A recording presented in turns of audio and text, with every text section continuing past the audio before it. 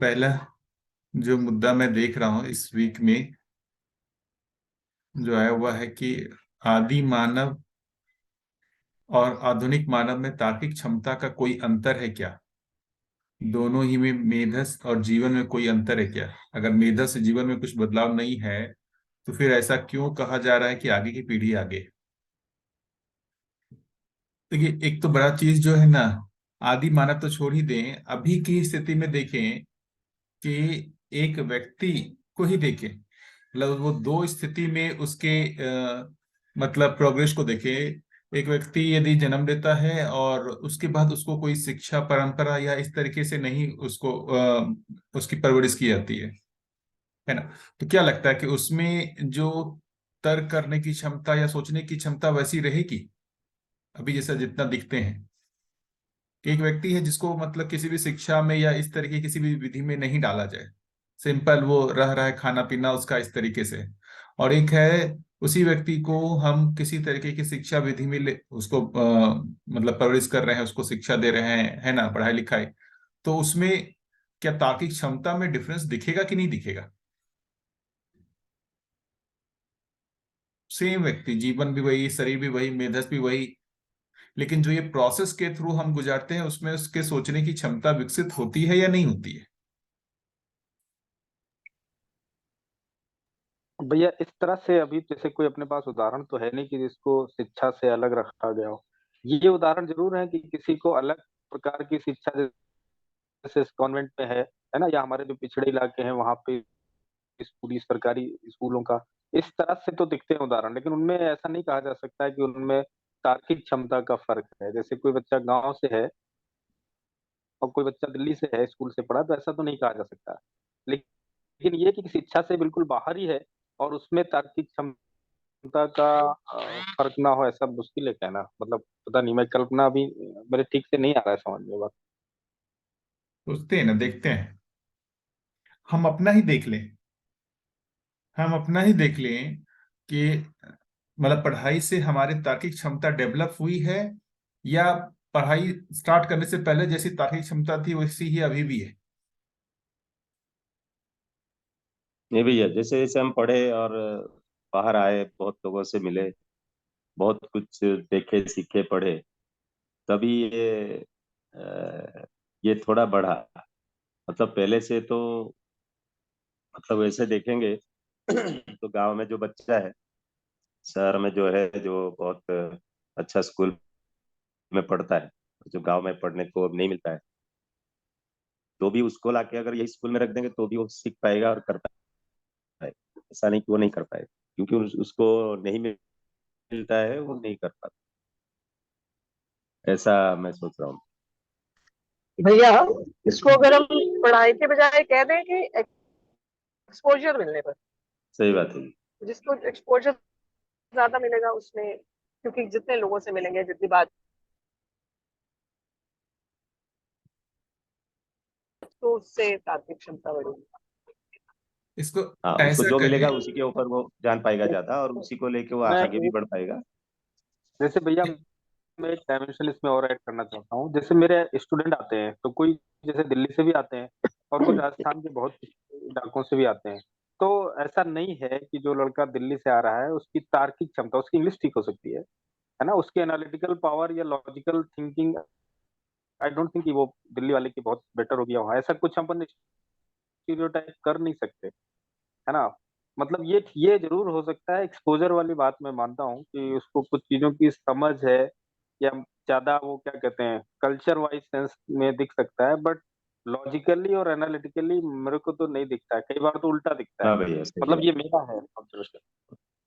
नहीं, इसको एक दूसरे तरीके से मैं कहता हूँ कि हम जितना तर्क करते हैं, है ना, उससे हमारे तर्क करने की क्षमता डेवलप होती है। मतलब हम जितना ज्यादा चित्रवृत्ति को किसी एक चीज में मतलब नियोजित करते हैं समझने के लिए, उतना उसके समझने की क्षमता बढ़ती है।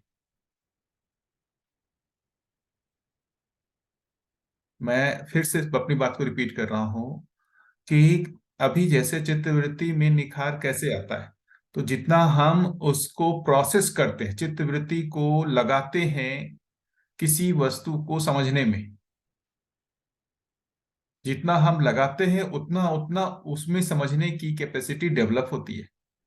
तो शिक्षा विधि में कहने का मतलब क्या होता है कि शिक्षा एक माध्यम है जहां पर चित्तवृत्ति को लगाता है वो बच्चा।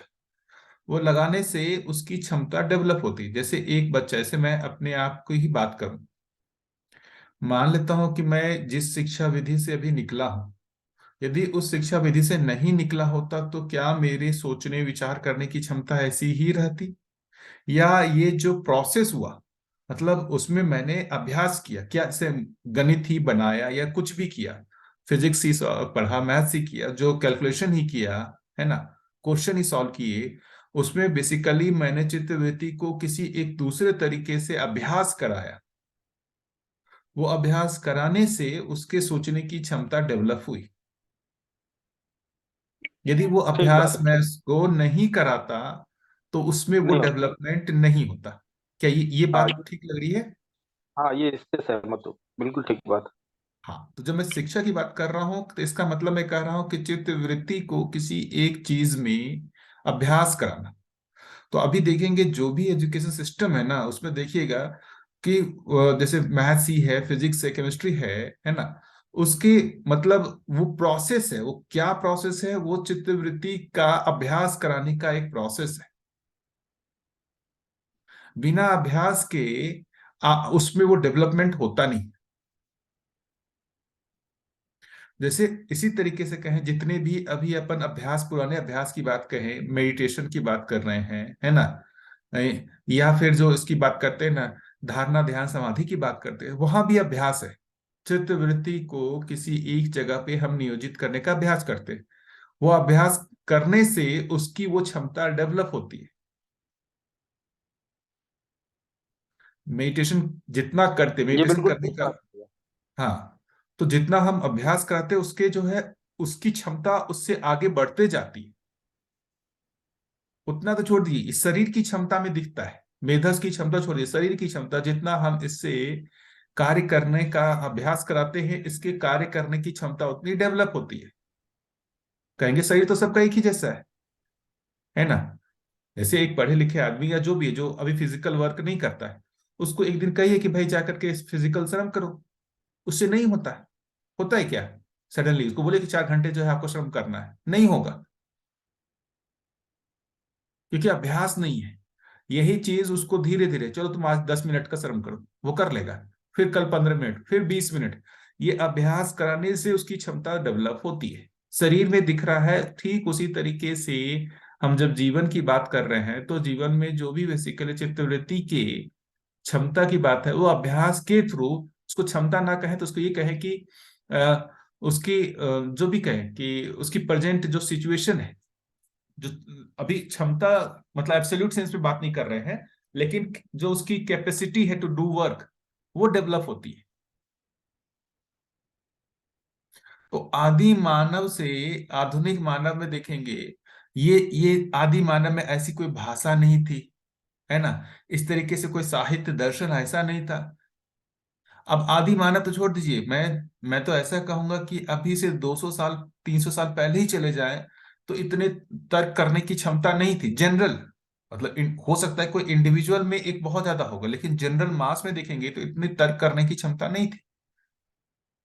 तर्क करने की क्षमता तो जो सामान्य जनमानस में डेवलप हुआ है वो इस शिक्षा विधि से हुआ है। जो भी अभी एजुकेशन सिस्टम आया है उससे ये डेवलप हुआ है। तो मतलब आप ये कह रहे हैं कि अगर किसी बच्चे को जंगल में छोड़ दें और उसको ऐसा एजुकेशन नहीं मिले तो उसकी तर्क क्षमता इस हिसाब से नहीं होगी, ऐसा? क्योंकि उसने तर्क करने का अभ्यास ही नहीं किया ना। हम्म। अभ्यास जैसे किसी भी विधि से हो सकता है, यदि उसने मान लीजिए कोई भी चीज पढ़ा हो, सोचा हो, उस पर मंथन किया हो, तब तो उसका डेवलप होगा। यदि उसने मैं समझ। चित्तवृत्ति को ना किसी वस्तु पे लगाया नहीं है ना, उसको प्रोसेस नहीं किया है, तो वो डेवलप होगा कैसे? प्रोसेसिंग तो करना होगा ना, तभी तो वो डेवलप होगा। तो ये बात अभ्यास की है। बिल्कुल। ठीक उस है, उ- ठीक लग रही उसमें बात। उसमें तर्क करने की क्षमता है, लेकिन जब तक हम उसको प्रोसेस नहीं कराएंगे उसका सिस्टम अपडेट नहीं होगा। जैसे हम कहें ना सॉफ्टवेयर अपडेट होता है, तो जितना ये उसमें प्रोसेस करता है इतना ही वो अपडेट होता जाता है, एडवांस होता जाता है। बिना अभ्यास के जो जीवन में मतलब जो उसमें अपडेशन होना है ना, या उसकी क्षमता डेवलप होनी है, वो नहीं होता है। अभ्यास से ही होता है वो। तो भैया फिर जो जैसे ये बात कही जा रही ना, आगे की पीढ़ी आगे, तो इसका मतलब है कि चूंकि परंपरा में या स्कूलिंग सिस्टम में या प्रैक्टिस में वो चीजें पहले ही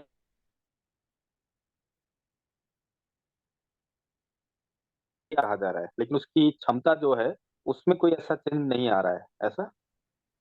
देखिए, एक तो एब्सोल्यूट सेंस में देखेंगे तो जब जो जीवन जैसे आज देखें या मतलब 1000 साल पहले भी जो जीवन होगा, एक ही जीवन के देखेंगे, तो उसमें जैसे गठन पूर्णता होने के साथ ये सारी क्रियाएं जो हैं वो एक्टिव होने की संभावना तो बन ही चुकी है।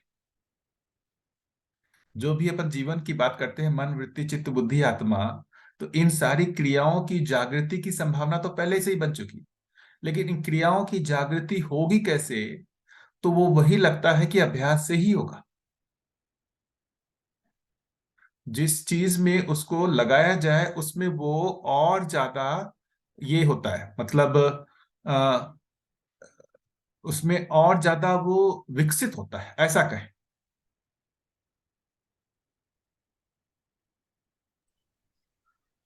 भैया सही बोल रहे हैं। पहले मशीन लर्निंग वाले भी बात यही कह रहे थे उस दिन, कि जितना मॉडल को ट्रेन करते हैं, जितना डेटा देंगे उतना मॉडल ट्रेन होगा। और जितना मॉडल ट्रेन होगा, वही बोल रहे हैं कि वो विकसित होते जाएगा, उतना इन्फ्लुएंसिंग लेवल उसका बढ़ते जाएगा, रीजनिंग वाली स्टेप्स। बिल्कुल। तो यही तो हम मानव वाली ही बातें कंप्यूटर में भी करते हैं। कंप्यूटर में क्या इनपुट है, इनपुट डिवाइस है, प्रोसेसिंग है, बस दो ही चीज है, और स्टोरेज है। क्या भैया? मतलब भैया आप साधारण तरह से, मैं ऐसे समझूं कि जैसे 30 साल पहले जो चीज क्लास 8th में पढ़ाई जा रही थी वो भी क्लास 5th में पढ़ाई जा रही है। इस क्रम में वो बच्चा आगे, पीढ़ी आगे है, बट उसकी क्षमता वाइज ऐसा कोई मतलब एब्सोल्यूट ट्रूथ सेंस में उसके मेधस या जीवन में कोई परिवर्तन नहीं है। बिल्कुल, अभ्यास का ही मामला है भैया। ठीक, ठीक लग रहा है ये बात मेरे को। अभी के समय में भी देखेंगे, एक व्यक्ति में मतलब तर्क करने की क्षमता ज्यादा दिखती है और एक में कम दिखती है। तो कुल मिला के जिसमें ज्यादा दिखती है उसने हमसे ज्यादा पहले से अभ्यास किया हुआ, इसलिए उसमें ज्यादा है। जिसमें कम क्षमता है, यदि वो भी हाँ ठीक अभ्यास बात करने है, लगे तो उसमें भी वो डेवलप हो सकता है। बिल्कुल बिल्कुल। जैसे मैं ये ऐसा देख पाता हूँ कि मैं हूँ, मेरा भाई है, मेरी एजुकेशन इंजीनियरिंग की है। तो मेरा थोड़ा सा एनालिटिकल अप्रोच रहता ही रहता है, और वो उसका ह्यूमैनिटी का है। तो उसकी अप्रोच ऐसी रहती है, वो मतलब जैसे फीलिंग्स और इन चीजों को, एब्स्ट्रैक्ट चीजों को समझने में मुझे बड़ी बड़ी दिक्कत होती है। उसको दुनियादारी और इन चीजों को समझने में काफी सहूलियत रहती है। मैं बिल्कुल वो मशीनी तरह से चलता हूँ। जैसे इस दर्शन में भी मैं इसीलिए परेशान हूँ, क्योंकि मैं उसमें हर जगह स्ट्रक्चर और हर जगह सिस्टम और हर जगह वो पैटर्न ढूंढ रहा हूँ, इसलिए मैं फंस जाता हूँ। और वो कुछ एक मतलब एक अलग है, तो वो ठीक है बात आपकी कि वो अभ्यास का मामला है ये। और वो दोनों एक दूसरे का कर ही सकते हैं, इसमें कोई शंका नहीं है। मतलब मैं वो ह्यूमैनिटीज का भी कर सकता हूँ और वो इंजीनियरिंग का भी कर सकता है, ठीक बात बिल्कुल, क्योंकि ये महत्वपूर्ण भाग है, इसी से ही अपने को ना वो भी मिलता है, जो एक कहे ना क्लू, कि जैसे जब अभी अपन बात कर रहे हैं मनन के प्रोसेस की, मनन साक्षात्कार है ना, उससे आगे का प्रोसेस, तो उ, उसमें करना क्या है। तो मनन का मतलब जो मेरे को समझ में आता है कि जो भी जिज्ञासा की वस्तु है उस पे चित्त वृत्ति को लगाना, है ना। तो ये एक प्रोसेस है, अभ्यास की बात है। आप यदि अभ्यास नहीं किए हुए हैं तो चित्त वृत्ति को अपनी इच्छा अनुसार, है ना, मतलब जितने समय तक चाहे एक वस्तु पे टिका के नहीं रख सकते।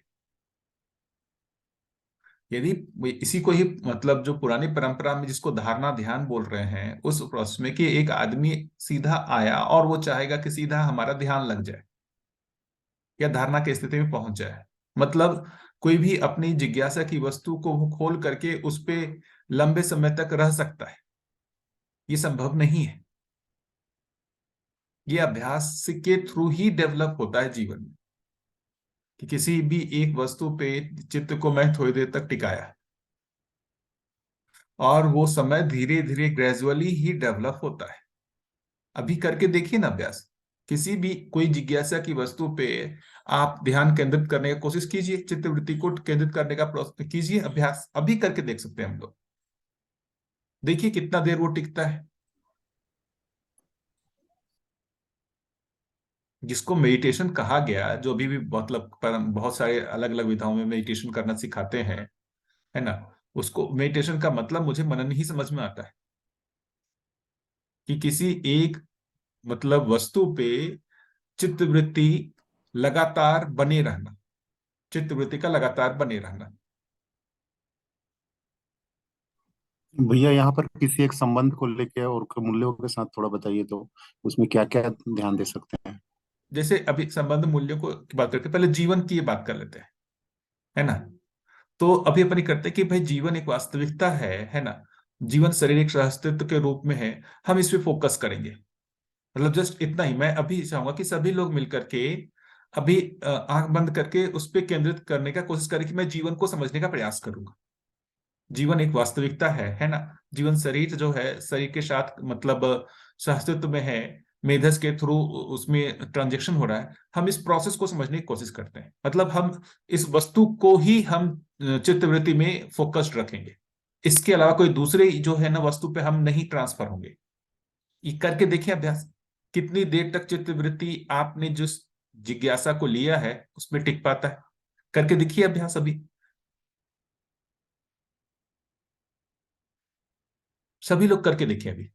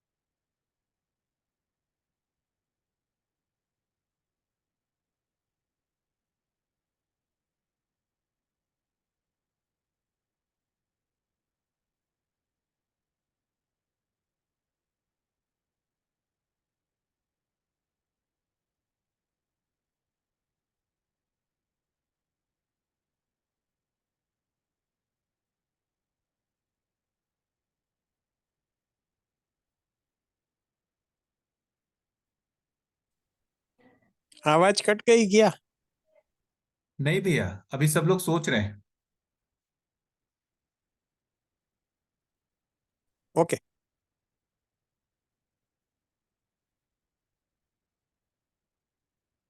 क्या लगता है अभी इतने देर में ही, 1 मिनट में ही क्या लगा कि आप अपनी जो जिज्ञासा को चित्तवृत्ति में रखे, क्या वहां पर वो रह पाया, कि वहां से वो शिफ्ट हो गया? नहीं रह पा रहा भैया। नहीं रख पा रहा है। बाकी लोग बताइए। नहीं ठीक रहा है भैया। नहीं रह रहा है। नहीं हो रहा है भैया, शिफ्टिंग हो रहा है नहीं हो इधर उधर रहा, हो नहीं हो इसमें चित्रकणी बहुत सारे आने लगा। रहा। आने लगे ना। लेकिन जो व्यक्ति धारणा ध्यान की स्थिति में होगा, उसके साथ ऐसा होगा? नहीं होगा। जब वो डिसाइड करेगा कि मैं इस वस्तु पे ही ध्यान दूंगा, तो वो उसका ध्यान उसी पर ही बना रहेगा।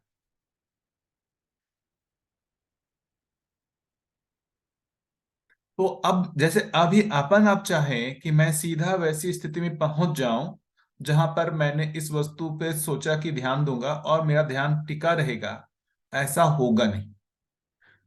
उसके लिए आपको अभ्यास करना पड़ेगा, इसकी क्षमता को डेवलप करना पड़ेगा। क्षमता आप में है। आप में भी वो स्थिति हो सकती है कि जहां पर आपका चित्तवृत्ति जो है वो एक ही चीज पर नियोजित हो सकता है। ये कैपेसिटी है, लेकिन उसको डेवलप करना पड़ेगा अभ्यास के थ्रू। इसलिए यहां पर अभ्यास का महत्व समझ में आता है।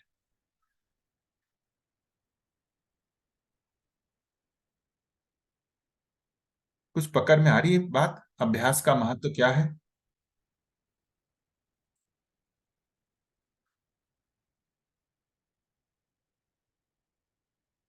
मेरी हाँ आवाज भैया आ रही ये है क्या? हाँ भैया ये अभ्यास कैसे करें और थोड़ा जैसे मेरा कुछ चीजों पर तो ध्यान बहुत बढ़िया रहता है। सपोज कोई काम करना शुरू कर दूं जो तो वो काम है बढ़िया ध्यान रहता है एकदम। मेरे बीच बीच में इधर उधर होता है मगर ध्यान बहुत बढ़िया रहता है। कोई बढ़िया मूवी देख लिया तो उसमें तो ध्यान पूरा बना रहता है। और कोई चीज में तो ध्यान नहीं रहता है। जैसे उसमें जिज्ञासा है और अगर आप जैसे बता रहे थे बहुत 100% जिज्ञासा नहीं है तो ध्यान इधर उधर होता रहता है। तो इसको अभ्यास कैसे करें? जैसे बच्चों में मैं देख रहा था कि बोलते हैं कि नहीं है तुम्हारा ध्यान नहीं है इसमें नहीं है। और उनका कुछ कुछ चीज में तो ध्यान बहुत बढ़िया रहता है। जैसे कार्टून देखते हैं तो पूरा ध्यान रहता है। खाना भी दीजिए खिला दीजिए पता भी नहीं चलता है। मतलब उनका ध्यान इतना बढ़िया रहता है उसमें। तो वो अभ्यास कैसे करें और थोड़ा बताएं। हम्म। देखिए, अभ्यास के लिए दोनों ही चीजें मतलब आवश्यक हैं। एक तो जिज्ञासा होना, है ना, और उस जिज्ञासा होने मात्र से नहीं होगा, उसके लिए अब आपको उसमें अभ्यास भी करना होगा। जैसे मनन एक बहुत बड़ा मुझे लगता है प्रोसेस है, जिसका स्टार्टिंग पॉइंट और एंड पॉइंट में बहुत डिफरेंस है। जैसे अभी एक, जैसे मैंने एक सिंपल सा अभी कहा कि भाई 1 मिनट के लिए सभी लोग जो है अभ्यास करके देखिए कि कितना हो पा रहा है, तो दिख रहा है कि नहीं हो रहा है। लेकिन इसी को ही हम यदि इस तरीके से हर दिन के चीज में एक अभ्यास करने का वो कर लें कि भाई हम हर दिन आधे घंटे बैठ करके किसी एक चीज में हम बार बार इस चीज को वो करेंगे, टिकाएंगे दिनचर्या में। जैसे हर दिन ले लिया अपनी जिज्ञासा की एक वस्तु पर हम चित्तवृत्ति को नियोजित करेंगे, तो बार बार जैसे ही चित्तवृत्ति को नियोजित करने का प्रयास करेंगे वो वहां से कोई दूसरी वस्तु पे शिफ्ट हो जाएगा। वो मतलब वो क्रिया नहीं रुकेगी, चित्तवृत्ति की क्रिया नहीं रुकेगी, लेकिन जो वो क्रिया जिस वस्तु पे कर रही है वो वस्तु कंटिन्यूअसली बदलेगा। तो अब बार बार उसको जो है अभ्यास करके कि देखो हमने जिस चीज का निर्णय लिया है हमारे को उसी पे ही टिकना है। इसमें बहुत महत्वपूर्ण भाग है कि जिज्ञासा, यदि उसको समझने की जिज्ञासा नहीं है तो फिर बहुत ही मुश्किल है। समझने की जिज्ञासा होनी पड़ेगी, उसकी आवश्यकता बननी पड़ेगी, तब तो ये अभ्यास हो सकता है। यदि वो आवश्यकता ही नहीं बनी ना, आप उतनी देर तक आंख बंद करके रख ही नहीं पाएंगे, छटपटाहट हो जाएगी 5 मिनट में ही, 5 से 10 मिनट में ही छटपटाहट हो जाएगी, परेशान हो जाएंगे आप।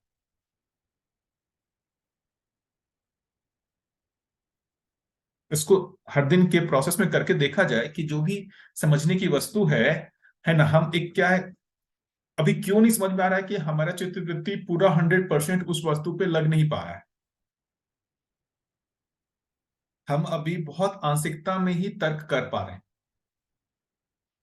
तो उसको लगाने के लिए जब हम मतलब एक तो उसमें जिज्ञासा का होना आवश्यक है। जैसे बहुत सारे देखेंगे जो साइंस में भी शोध हुए हैं, रिसर्च हुए हैं, जो वैज्ञानिक है, उनमें किसी एक भाग में जिज्ञासा रहती है किसी एक चीज को पहचानने की, समझने की, तब उनका चित्तवृत्ति उस भाग में लग पाता है लंबे समय के लिए, और वो लगने से ही उसमें कुछ मतलब समझ में भी आता है। तो हमारे में भी पहले तो एक भाग का, जैसे जीवन ज्ञान की प्राथमिकता होना। जैसे अभी अपन एक बात है, कितने लोगों को जीवन ज्ञान है? जो अभी हम लोग जितने ग्रुप में हैं, क्या लगता है कितने लोगों को जीवन ज्ञान है हम लोगों में से? किसी को है क्या? बताइए।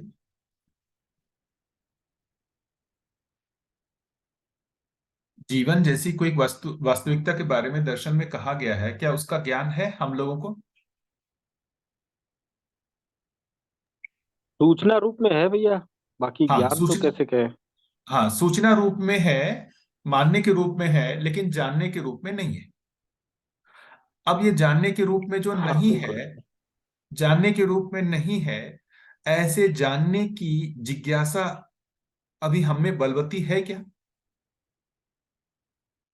ऐसे जानने की जिज्ञासा हमारे में है बलवती क्या? नहीं, मेरे में तो अभी नहीं है। इसलिए नहीं होने के कारण हम उस पे चित्तवृत्ति को नियोजित करना चाहेंगे तो वो नियोजित होगा ही नहीं। हम यदि चित्तवृत्ति को उसमें नियोजित करना चाहेंगे तो होगा ही नहीं यदि जिज्ञासा नहीं है। हम प्रयास भी यदि करते करेंगे कि चित्तवृत्ति को हम जीवन पे फोकस करेंगे, वो नहीं होगा। क्यों नहीं हुआ? क्योंकि उसके समझने की आवश्यकता नहीं बनी है। यदि समझने की आवश्यकता बनती है तो चित्तवृत्ति अपने आप ही नियोजित होता है। मतलब जो मेडिटेशन मनन कहते हैं ना, वो अपने आप ही होता है। अभ्यास करने की जरूरत नहीं पड़ती है, अपने आप ही होता है। ध्यान अपने आप ही लगता है। हमारी आवश्यकता बनने पे ध्यान अपने आप ही लगता है। मुझे तो ऐसा ही लगता है। अभी भी जिस चीजों पे हमारा आवश्यकता बनता है, हमारा ध्यान हमेशा उधर की ओर बना ही रहता है, वहां से हटता ही नहीं। देखिए सोच करके, जिस व्यक्ति को पैसे कमाने का लगा हुआ है, उसका ध्यान पैसे पर लगा ही रहता है, उसको हटाने की जरूरत नहीं पड़ती या उसको बार बार लाने की जरूरत नहीं पड़ती है। वो अपने आप ही उस पर बना रहता है। एक छोटे बच्चे होते हैं, जब वो बहुत छोटा 1 महीने 2 महीने का देख ले, तो माँ का ध्यान हमेशा बच्चे की तरफ बना ही रहता है, उसको लगाने की जरूरत नहीं पड़ती है। क्या ये चीजें क्या ठीक लगती हैं क्या, कि जिस भी चीज की हमें प्राथमिकता बनती है, आवश्यकता बनती है, उस चीज पे हमारा ध्यान या चित्तवृत्ति जो है उस चीज उधर की ओर हमेशा ही नियोजित रहता है? ऐसा लगता है क्या? हाँ जी, बिल्कुल। एकदम सही है।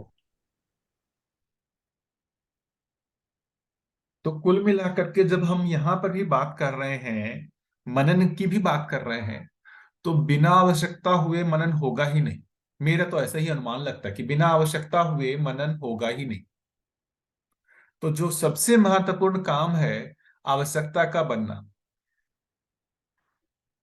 चित्तवृत्ति में ये चीज का होना कि इसके समझे बिना मुझसे जीना नहीं बनेगा,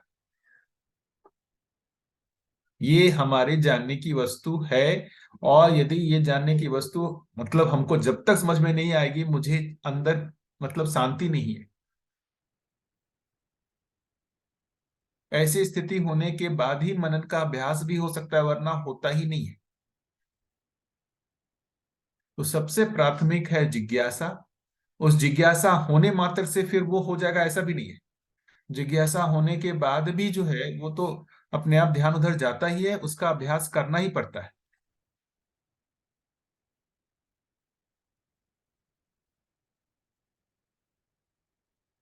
बताइए आप लोग, आपको कैसा लगता है इसमें? इससे कुछ अलग लगता हो, डिफरेंट लगता हो?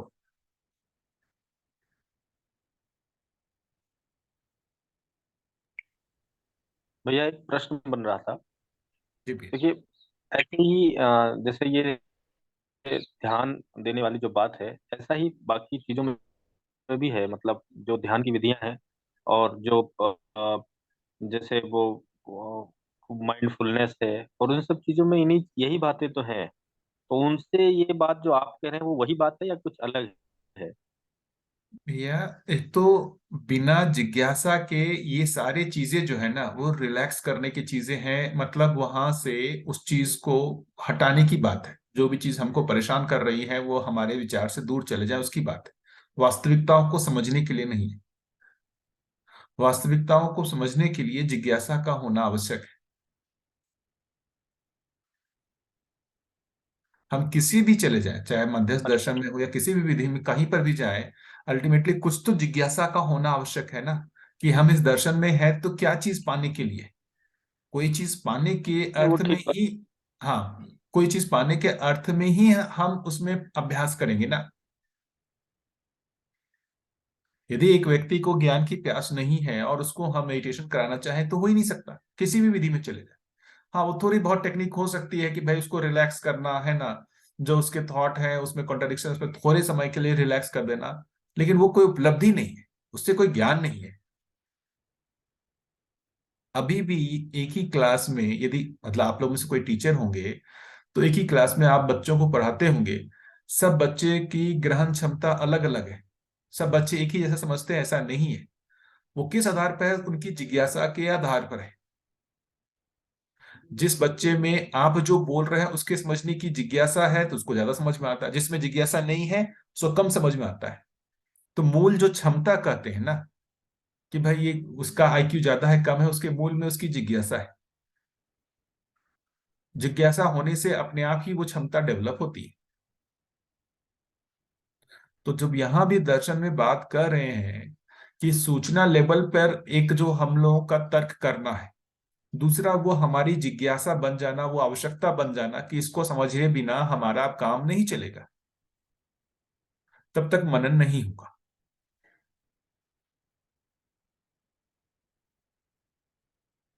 पहले इस बात पे स्वीकार कर रहे हैं कि आवश्यकता बने बिना मनन होगा नहीं। मतलब जो कहे कि ध्यान भी सुकर है, ध्यान अपने आप लगता ही है, आवश्यकता बनने पर ध्यान लगता ही है। जैसे मैं अपनी बात कहूं, जिस क्षण भी मुझ में ये लगा कि भाई इसको समझे बिना हमारे में मतलब अब आगे और जीना नहीं बनेगा, उस क्षण अपने आप ही ध्यान उसमें बना रहता है, उससे ध्यान हटता ही नहीं है। भैया आपकी बात से फिर एक फर्क ये नजर आ रहा है कि जो अभी कंटेम्प्ररी जो मेडिटेशन टेक्निक्स हैं, वहां पे हम उसे फोर्सफुली कोशिश करते हैं, है ना, ध्यान लगाने की। और आप कह रहे हैं वो शायद जिज्ञासा से ड्रिवन होगा तो वो ऑटोमेटिकली होगा, ऐसा है क्या? बिल्कुल भैया। हम्म।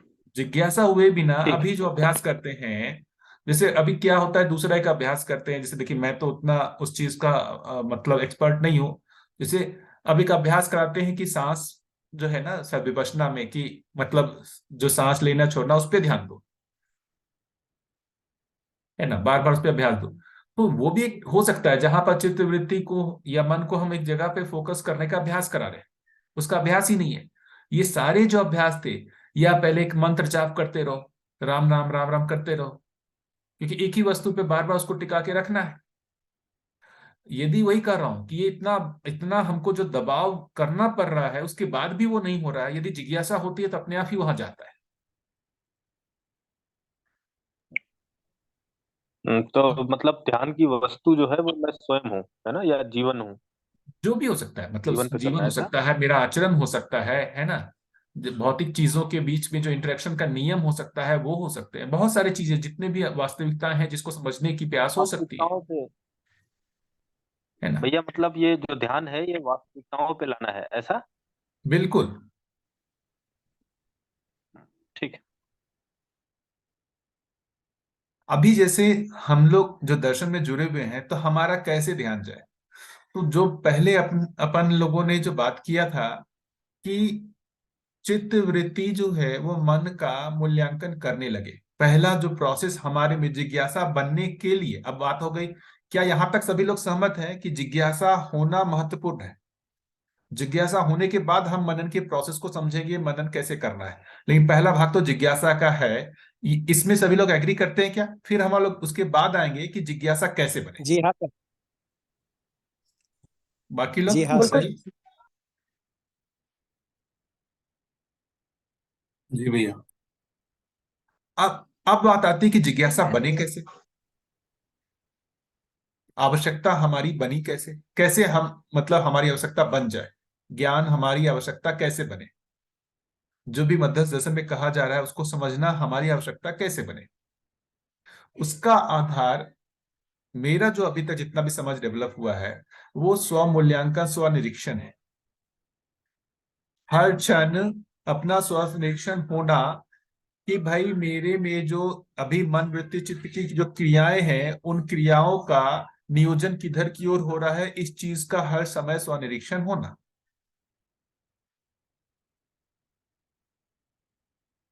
तो उसमें जो अभी देखेंगे कि जो दर्शन के हिसाब से अभी हमारे को जो क्रियाओं का नियंत्रण की बात हो रहा है ना, या उसके नियोजन की बात हो रही है, रूप गुण सब मतलब जो इसमें कह रहे हैं कि न्याय धर्म सत्य के आधार पर उसके जो नियोजन की बात है ना, क्या उस अर्थ में है या नहीं है? क्या हमारी जीवन की क्रियाएं जो हैं उसका अपव्यय तो नहीं हो रहा? अपव्यय होने का मतलब है, क्या वो जीवन की क्रियाएं चार विषय पांच संवेदनाओं में ही पूरी तरीके से नियोजित तो नहीं है?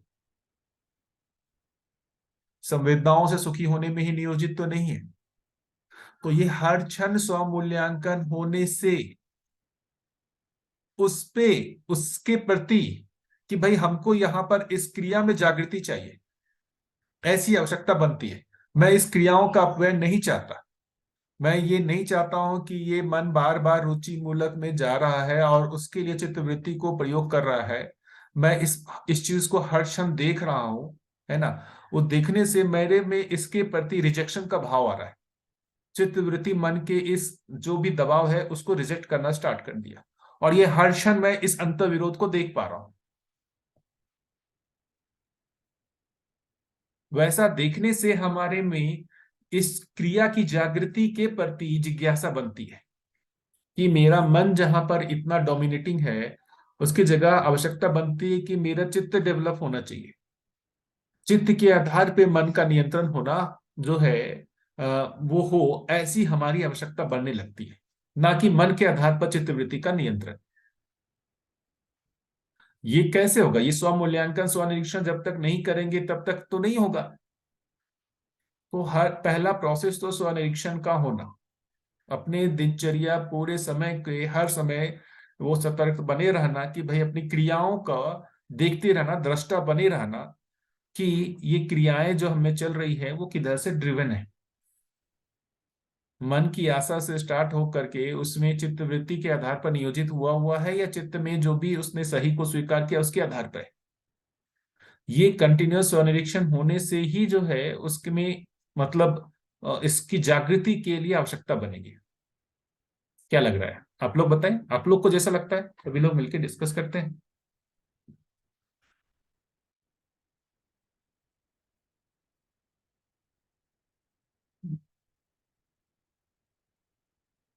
बताइए।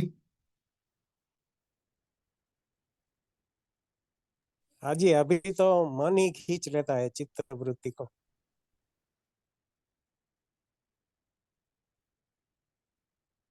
बाकी लोग बताइए, सभी लोग डिस्कस करते हैं भैया, सब लोग मिल करके, क्योंकि हम सभी लोग को तो जागृत होने का कहीं ना कहीं आवश्यकता तो बन ही रहा है। अब इस आवश्यकता को हम कितना और तीव्र करें, यही सब मिलकर डिस्कस कर रहे हैं। तो मुझे तो ये दिखता है कि इस विधि से आवश्यकता बन सकती है। आप लोगों का जैसा अनुमान बनता हो आप लोग बताइए।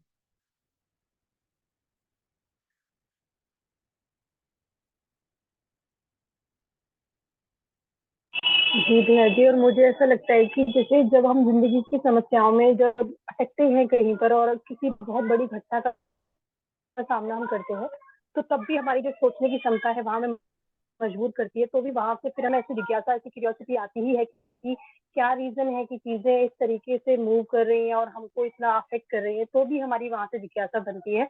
और इवन मेरी तो जिज्ञासा बचपन में, जब मैं लगभग 8वीं कक्षा में रही होंगी, तब से इसी वजह से ही बनी थी, क्योंकि जिंदगी में बहुत समस्याओं को बचपन में ही देख लिया था।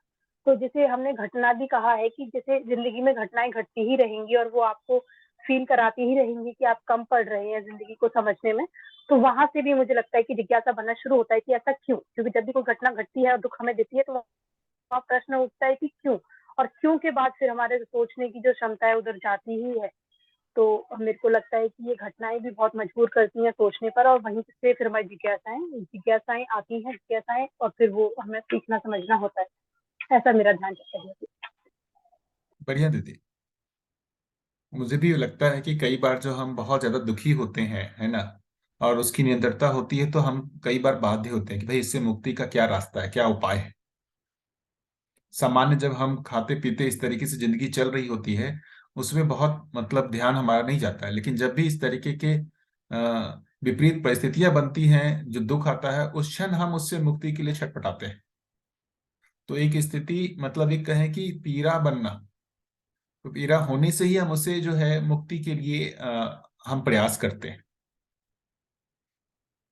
तो ये जो चीज अभी आपने कहा दीदी, वही मैं कह रहा हूं कि ये स्व मूल्यांकन होने से, स्व निरीक्षण होने से ये पीड़ा बनेगी अपने में कि मैं स्वयं पे पराधीन हूं, मैं स्वतंत्र नहीं हूं, मैं मन के अधीन हूं। ये स्व मूल्यांकन विधि से हमारी अपनी पीड़ा बलवती होगी,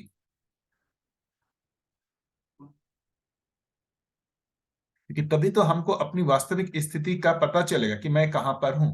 यदि मैं अपना स्व निरीक्षण स्व मूल्यांकन नहीं करता हूं, मुझे अपनी स्थिति का पता ही नहीं चलेगा। मेरे अंदर जो कमियां हैं, मेरे जो घाव हैं, उसको यदि मैं देखूं ही नहीं तो उसका पता ही नहीं चलेगा।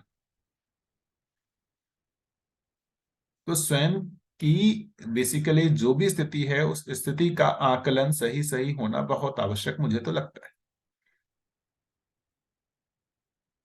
अब देखिए, पहले तो आकलन के लिए हमारे पास रेफरेंस भी नहीं था।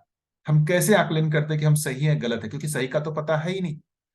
लेकिन मध्यस्थ दर्शन की रोशनी में अब तो सही का पता अपने को चल रहा है। ये सारी क्रियाओं का कौन किससे नियंत्रित होना चाहिए, क्या उसमें सही स्वरूप होना चाहिए, ये सारी चीजें अपने को इन्फॉर्मेशन में आ गई हैं।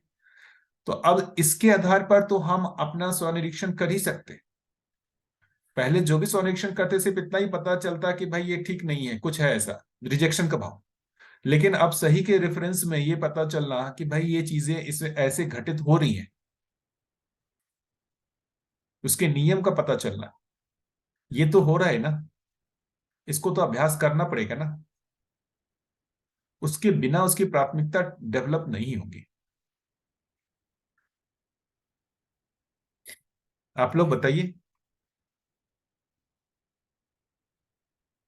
ये महत्वपूर्ण भाग लगता है मुझे, स्वनिरीक्षण जो है वो बहुत महत्वपूर्ण भाग लगता है आगे बढ़ने के लिए। आप लोग इससे सहमत हैं या नहीं है?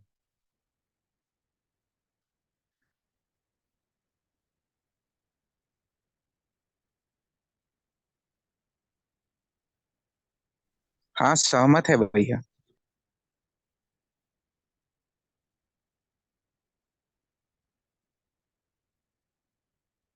बस भैया इतना ही मेरा मतलब बताने का अभी तक जो भी था उद्देश्य की यहीं पर, कि स्वनिरीक्षण ही वो विधि है जिससे हमारी वो आवश्यकता बनती है।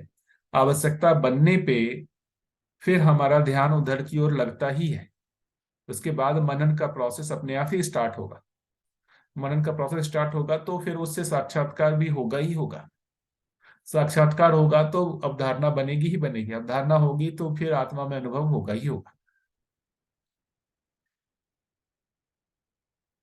इतना ही कुल मिला के मुझे विवेक जी भैया। विवेक का अंकुरन वृत्ति में होता है, तुलन में, ऐसा कह सकते हैं भैया। बोल सकते हैं। मतलब विवेक को जो कहा गया है ना, कि जीवन का अमृत सही का नश्वरत और व्यवहार के नियम, इस अर्थ में दर्शन में कहा गया। तो ये समझ में आना, तो जो समझ में आना है वो स्टार्ट तो चित्तवृत्ति से ही होगा।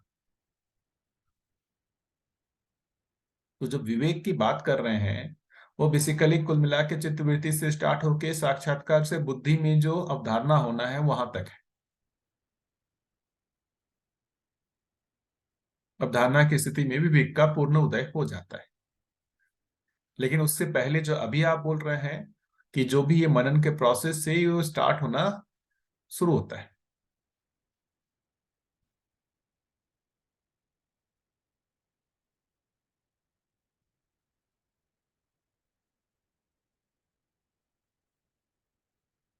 अभी तक की चर्चा से कोई और कुछ ऐड करना चाहें या कुछ और बिंदु जिस पे डिस्कशन करना हो बताइए। भैया ये थोड़ा मनन और स्वनिरीक्षण में थोड़ा सा, और वैसे तो समझ में आता है, पर थोड़ा क्लियरली आप फर्क बता देंगे तो थोड़ा आसान हो जाएगा। स्वनिरीक्षण का मतलब अपनी वास्तविक जो अपनी स्थितियां हैं, क्रियाओं की, जीवन क्रियाओं की जो स्थिति है वो कहाँ नियोजित है, इस पे ध्यान बनना, इसका निरीक्षण होना स्वयं में। जैसे ये स्वयं में पता चलना कि मन ने रुचि मूलक आस्वादन से सुखी होने का प्रयास किया, उस सुखी होने की प्रयास में उसने चित्तवृत्ति का प्रयोग किया। इसका भी दृष्टा कौन होता है? मैं ही होता हूं ना। ये पता चलता है कि नहीं पता चलता है स्वयं में? नहीं, पता चलता है, मैं ही हूँ। तो यही स्वनिरीक्षण, ये किसको पता चल रहा है? वृत्ति को चल रहा है। तो ये पता चलना कि मन में जब उस चीज का जो भी स्वाद का एक आशा बना, उसके दबाव में चित्तवृत्ति ने उस आशा को पूरा करने के लिए अपना नियोजन किया। चित्तवृत्ति ने नियोजन किया कि कैसे वो आशा पूरी हो, है ना। तो अब एक तो क्या होता है कि बेहोशी की अवस्था में जब उसमें आशा बनी, उसके दबाव में चित्तवृत्ति आ गया, उसको पूरा करने में लग गया। लेकिन जब वो पूरा हो जाता है या उसका जो भी है, मतलब जो भी सानिध्य मिलना है वो हो जाता है, उसके बाद वृत्ति उसके एक तरीके से दबाव से मुक्त होता है। तो फिर वृत्ति ये एनालिसिस करता है कि मन के दबाव में मैंने ऐसा कुछ कर दिया वहां से। लेकिन वृत्ति ये भी अवलोकन करता है कि यार मन के दबाव के लिए जो मैंने किया उससे मन को कुछ मिला नहीं। मन जिस सुख की आशा में ये चीज जो मुझसे करवाया, चित्तवृत्ति जो ये दिखता है कि मैंने जिस चीज को पाने के लिए ये चीज किया, मन की जिस आशा को पूरा करने के लिए किया, उससे उसकी आशा पूरी हो नहीं सकती। सिंपल सा चीज, 4 विषय 5 संवेदनाओं से मन सुखी होने का प्रयास करता है, और उस प्रयास के लिए मन में जो ये आशा बनती है उसके समर्थन के लिए चित्तवृत्ति लगता है। उसके लगने के बाद भी चित्तवृत्ति बार बार देखता है कि यार मन को इससे तृप्ति नहीं मिलने वाली, ये रिजेक्शन का भाव आने लगता है चित्तवृत्ति में। लेकिन फिर भी वो व्यवस्था बस मन के ही पराधीन होकर के बार बार वही काम करता है, फिर से वो रिजेक्शन। ये कंटिन्यूअसली जो देखे हैं, ये यदि लगातार अपने में दिखता है तो इससे स्वयं के बीच जो है, क्रियाओं के बीच अंतर विरोध पता चलता है। मन के अधीन वृत्ति होना चाह रहा है, वृत्ति अपने अधीन मन को करना चाह रहा है, और ये मन और स्वयं में ही जीवन की ही दो क्रियाओं के बीच जो है ये अंतर विरोध पता चलने लगता है। इसको कह रहे हैं ठीक है, स्वनिरीक्षण। बढ़िया, ठीक है। और मनन? मनन जब हुआ कि जब ये आपको दिख गया कि भी ये अंतर विरोध है, इस अंतर विरोध से मुक्त होना है, उस मुक्त होने के लिए हमको ये जो वास्तविकताएं हैं उसको पहचानना होगा, समझना होगा। तो जब हम किसी वास्तविकता को लेकर के हम उस पे चित्तवृत्ति को लगाए हुए हैं, है ना, समझने के प्रोसेस में उसको लगाए हुए हैं, तब उसको मनन कर रहे हैं। वहां स्वनिरीक्षण नहीं हो रहा है, वहां पर चित्तवृत्ति किसी सही चीज को समझने के लिए नियोजित है, और मन उस क्षण चित्तवृत्ति का मतलब एक तरीके से कहें कि उसका आस्वादन भी हो रहा है। एक तरीके से मन में उस ज्ञान के लिए, या जो भी कहें, उस ज्ञान का आस्वादन भी हो रहा है, समझने का सुख भी मिल रहा है मन को, इसलिए मन उस क्षण चित्तवृत्ति को अवरोध नहीं कर रहा। तो एक तरीके से कहें, मन जो है उस समझ का आस्वादन कर रहा है और चित्तवृत्ति उस समझ में लगा हुआ है। इस प्रोसेस को मनन कह रहे हैं।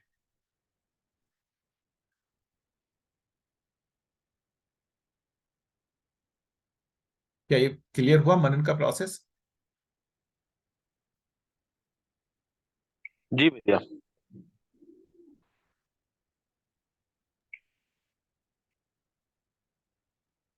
स्वनिरीक्षण अपनी वर्तमान स्थिति को आकलित करने के लिए, और मनन अपनी जो भी हमारी समझ है उससे ज्यादा डेवलप होने के लिए प्रयास है।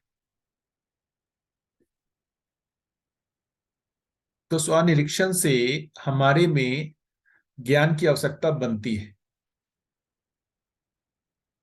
और ज्ञान की आवश्यकता बनती है तो फिर मनन होता है।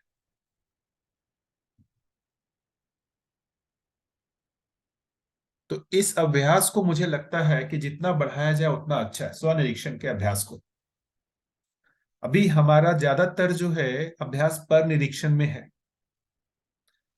दूसरे के कमियों को, है ना, उसको देखने का अभ्यास ज्यादा है। वो हमें बहुत जल्दी दिखता है, दूसरे की गलतियां, दूसरे की कमियां, और उसके आधार पर हम क्षुब्ध होते रहते हैं, परेशान होते रहते हैं।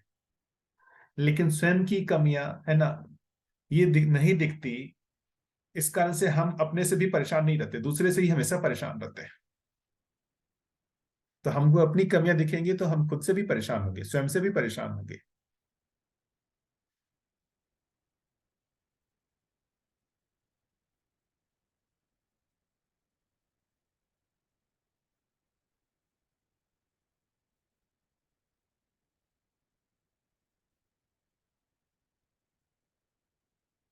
बताइए। और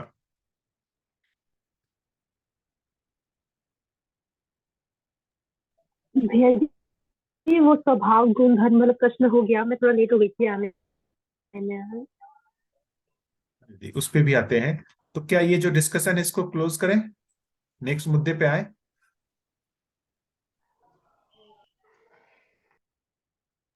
हाँ भैया, एक चीज छोटा शेयर करूंगा। जैसे जितना हम लोग जुड़े रहते हैं वो पठन और अध्ययन के साथ, उतना उतना ध्यान बना रहता है। और अभ्यास जो है स्व निरीक्षण तो अपने आप हो जाता है। और वो पहले से काफी बेहतर है, ऐसा बताऊंगा। स्व निरीक्षण तो तुरंत उसमें तो ध्यान चला जाता है भैया कि यहाँ पे गलती कर रहा हूँ, यहाँ पे खुद में आपने जैसे बताया दूसरों के लिए वो ध्यान बना हुआ था, तो थोड़ी 1-1.5 साल के बाद ऐसा देख रहा हूँ कि खुद में ध्यान बना रहता है और स्व निरीक्षण भी बहुत बढ़िया हो रहा है। और जो उससे पहले जो बताया आपने कि मतलब जिज्ञासा, वो ध्यान, वो वो भी बना रहता है। जैसे हम लोग यूट्यूब खोल लिया कुछ देखने के लिए, कुछ और चीज आंखों में पड़ गया, चलो ये न्यूज देख लेता हूँ, चलो इसको देख लेता हूँ, चलो उसको देख लेता हूँ, फिर उसको करता हूँ, तो वो ध्यान बना। फिर वो भी ठीक हुआ, धीरे धीरे वो भी ठीक हुआ कि वो करने के बाद फिर लगता था अरे ये मैं क्या कर रहा हूँ, इससे तो कुछ होने वाला नहीं है। तो फिर उसका ध्यान भी बना, वो स्व निरीक्षण से वो बहुत बढ़िया हुआ, अभी धीरे धीरे और बेहतर हो रहा है। बिल्कुल ठीक है, बढ़िया। आप दीदी कुछ कुछ बोलना बोल रहे चाहते आशा दीदी? भैया ये पूछना था कि ये मनन का प्रोसेस जो है वो कहाँ तक होता है? जैसे शुरुआत हुई मनन की प्रोसेस की वृत्ति से, एक तरह से वृत्ति और चित्त से, और प्रोसेस कहाँ तक? अवधारणा बोध तक? देखिए, मनन तो जो बेसिकली कह रहे हैं चित्त वृत्ति में ही होगा, और उसमें मन जो है उसको मतलब उसको आस्वादन करेगा, समझने का भी एक सुख होता है। अब ये प्रोसेस होने से, मनन होने से वो साक्षात्कार होता है। मतलब जो चीज के लिए हम मनन कर रहे हैं कि वास्तविकता कैसी है, उस वास्तविकता का पता चल जाना, ये साक्षात्कार हुआ। और ये साक्षात्कार होने के बाद जो है फिर वो जो आप अवधारणा की बात कर रहे हैं वो होगा। तो क्लियर कट अवधारणा में मतलब क्या चीज अलग होगा, मुझे अभी बहुत स्पष्ट नहीं है कि मनन हो जाने में कौन सी वास्तविकताएं जो है, किन चीजों का साक्षात्कार हो जाता है और किन चीजों का पता नहीं चलता, जिसके लिए अवधारणा में अपने को जाना पड़ता है। ये दीदी मेरे को अभी नहीं अनुमान बनता कि साक्षात्कार तक में क्या क्या चीजें स्पष्ट हो जाती हैं और अवधारणा में क्या क्या चीजें बची रह जाती है। उसके लिए मनन का प्रोसेस से कुछ तो ज्यादा होगा, क्योंकि मनन के जो भी है फल उसको तो साक्षात्कार तक तो हो ही चुका है। या फिर उससे आगे ऐसा लगता है कि उससे जो सूक्ष्म चीजें हैं उसके लिए जो अभी हम चित्तवृत्ति कर रहे हैं, चित्तवृत्ति के साथ साथ जो ये साक्षात्कार हुआ हुआ है उसके रेफरेंस में फिर ये मनन होना। क्योंकि साक्षात्कार जब हुआ हुआ है तो अब चित्तवृत्ति में उसकी भी स्मृतियां तो हैं। तो अब हम वापस जो मनन करेंगे ये साक्षात्कार की स्थिति के साथ जो मनन होगा उसकी क्वालिटी अलग होगी।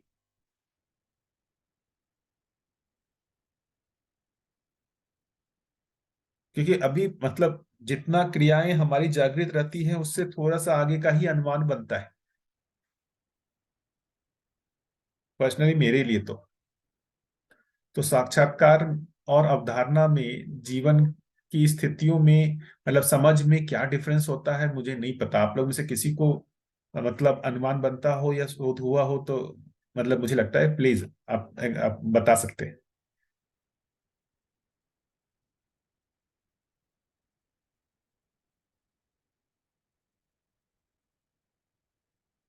करना चाहिए भैया, किसी को भी कुछ हुआ हो तो मतलब सोचा हो तो बता सकते हैं। इसी विधि से ही मुझे लगता है कि हम सभी लोगों का डेवलप होगा।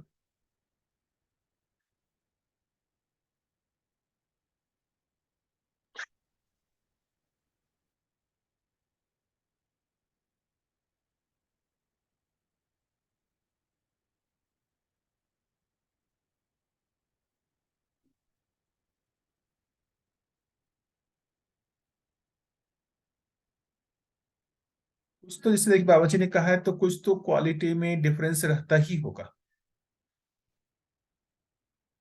है ना।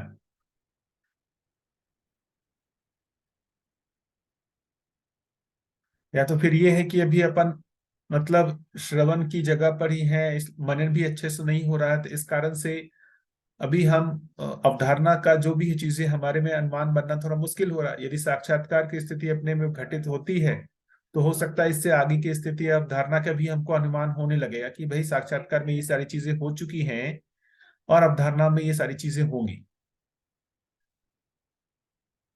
क्या ऐसा माने फिर?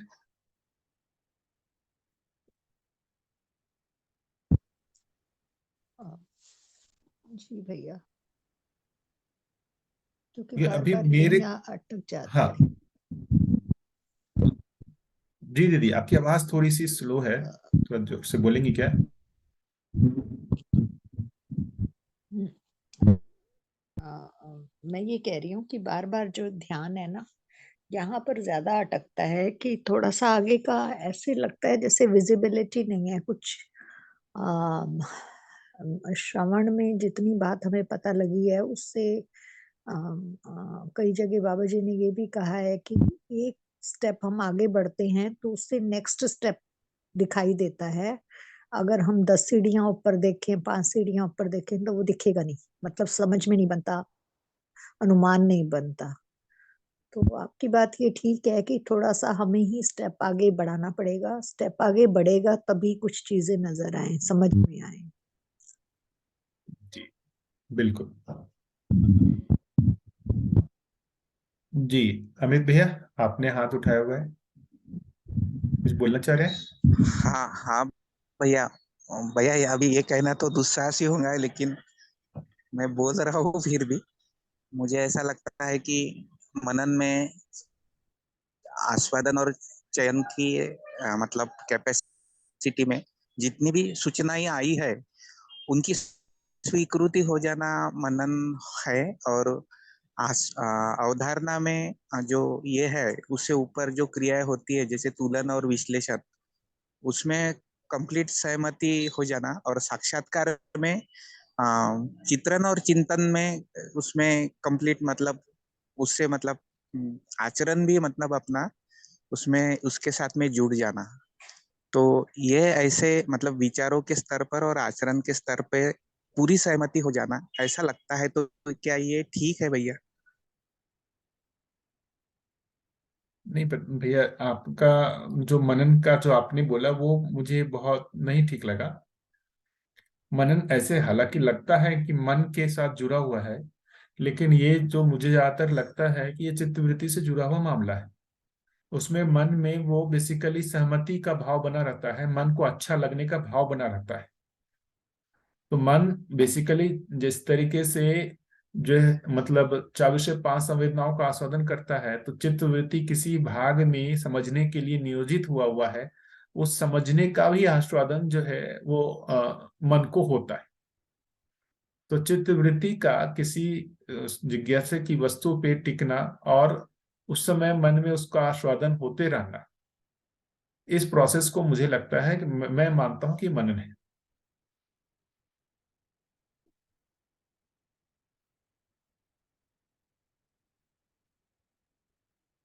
ठीक है अमित भैया?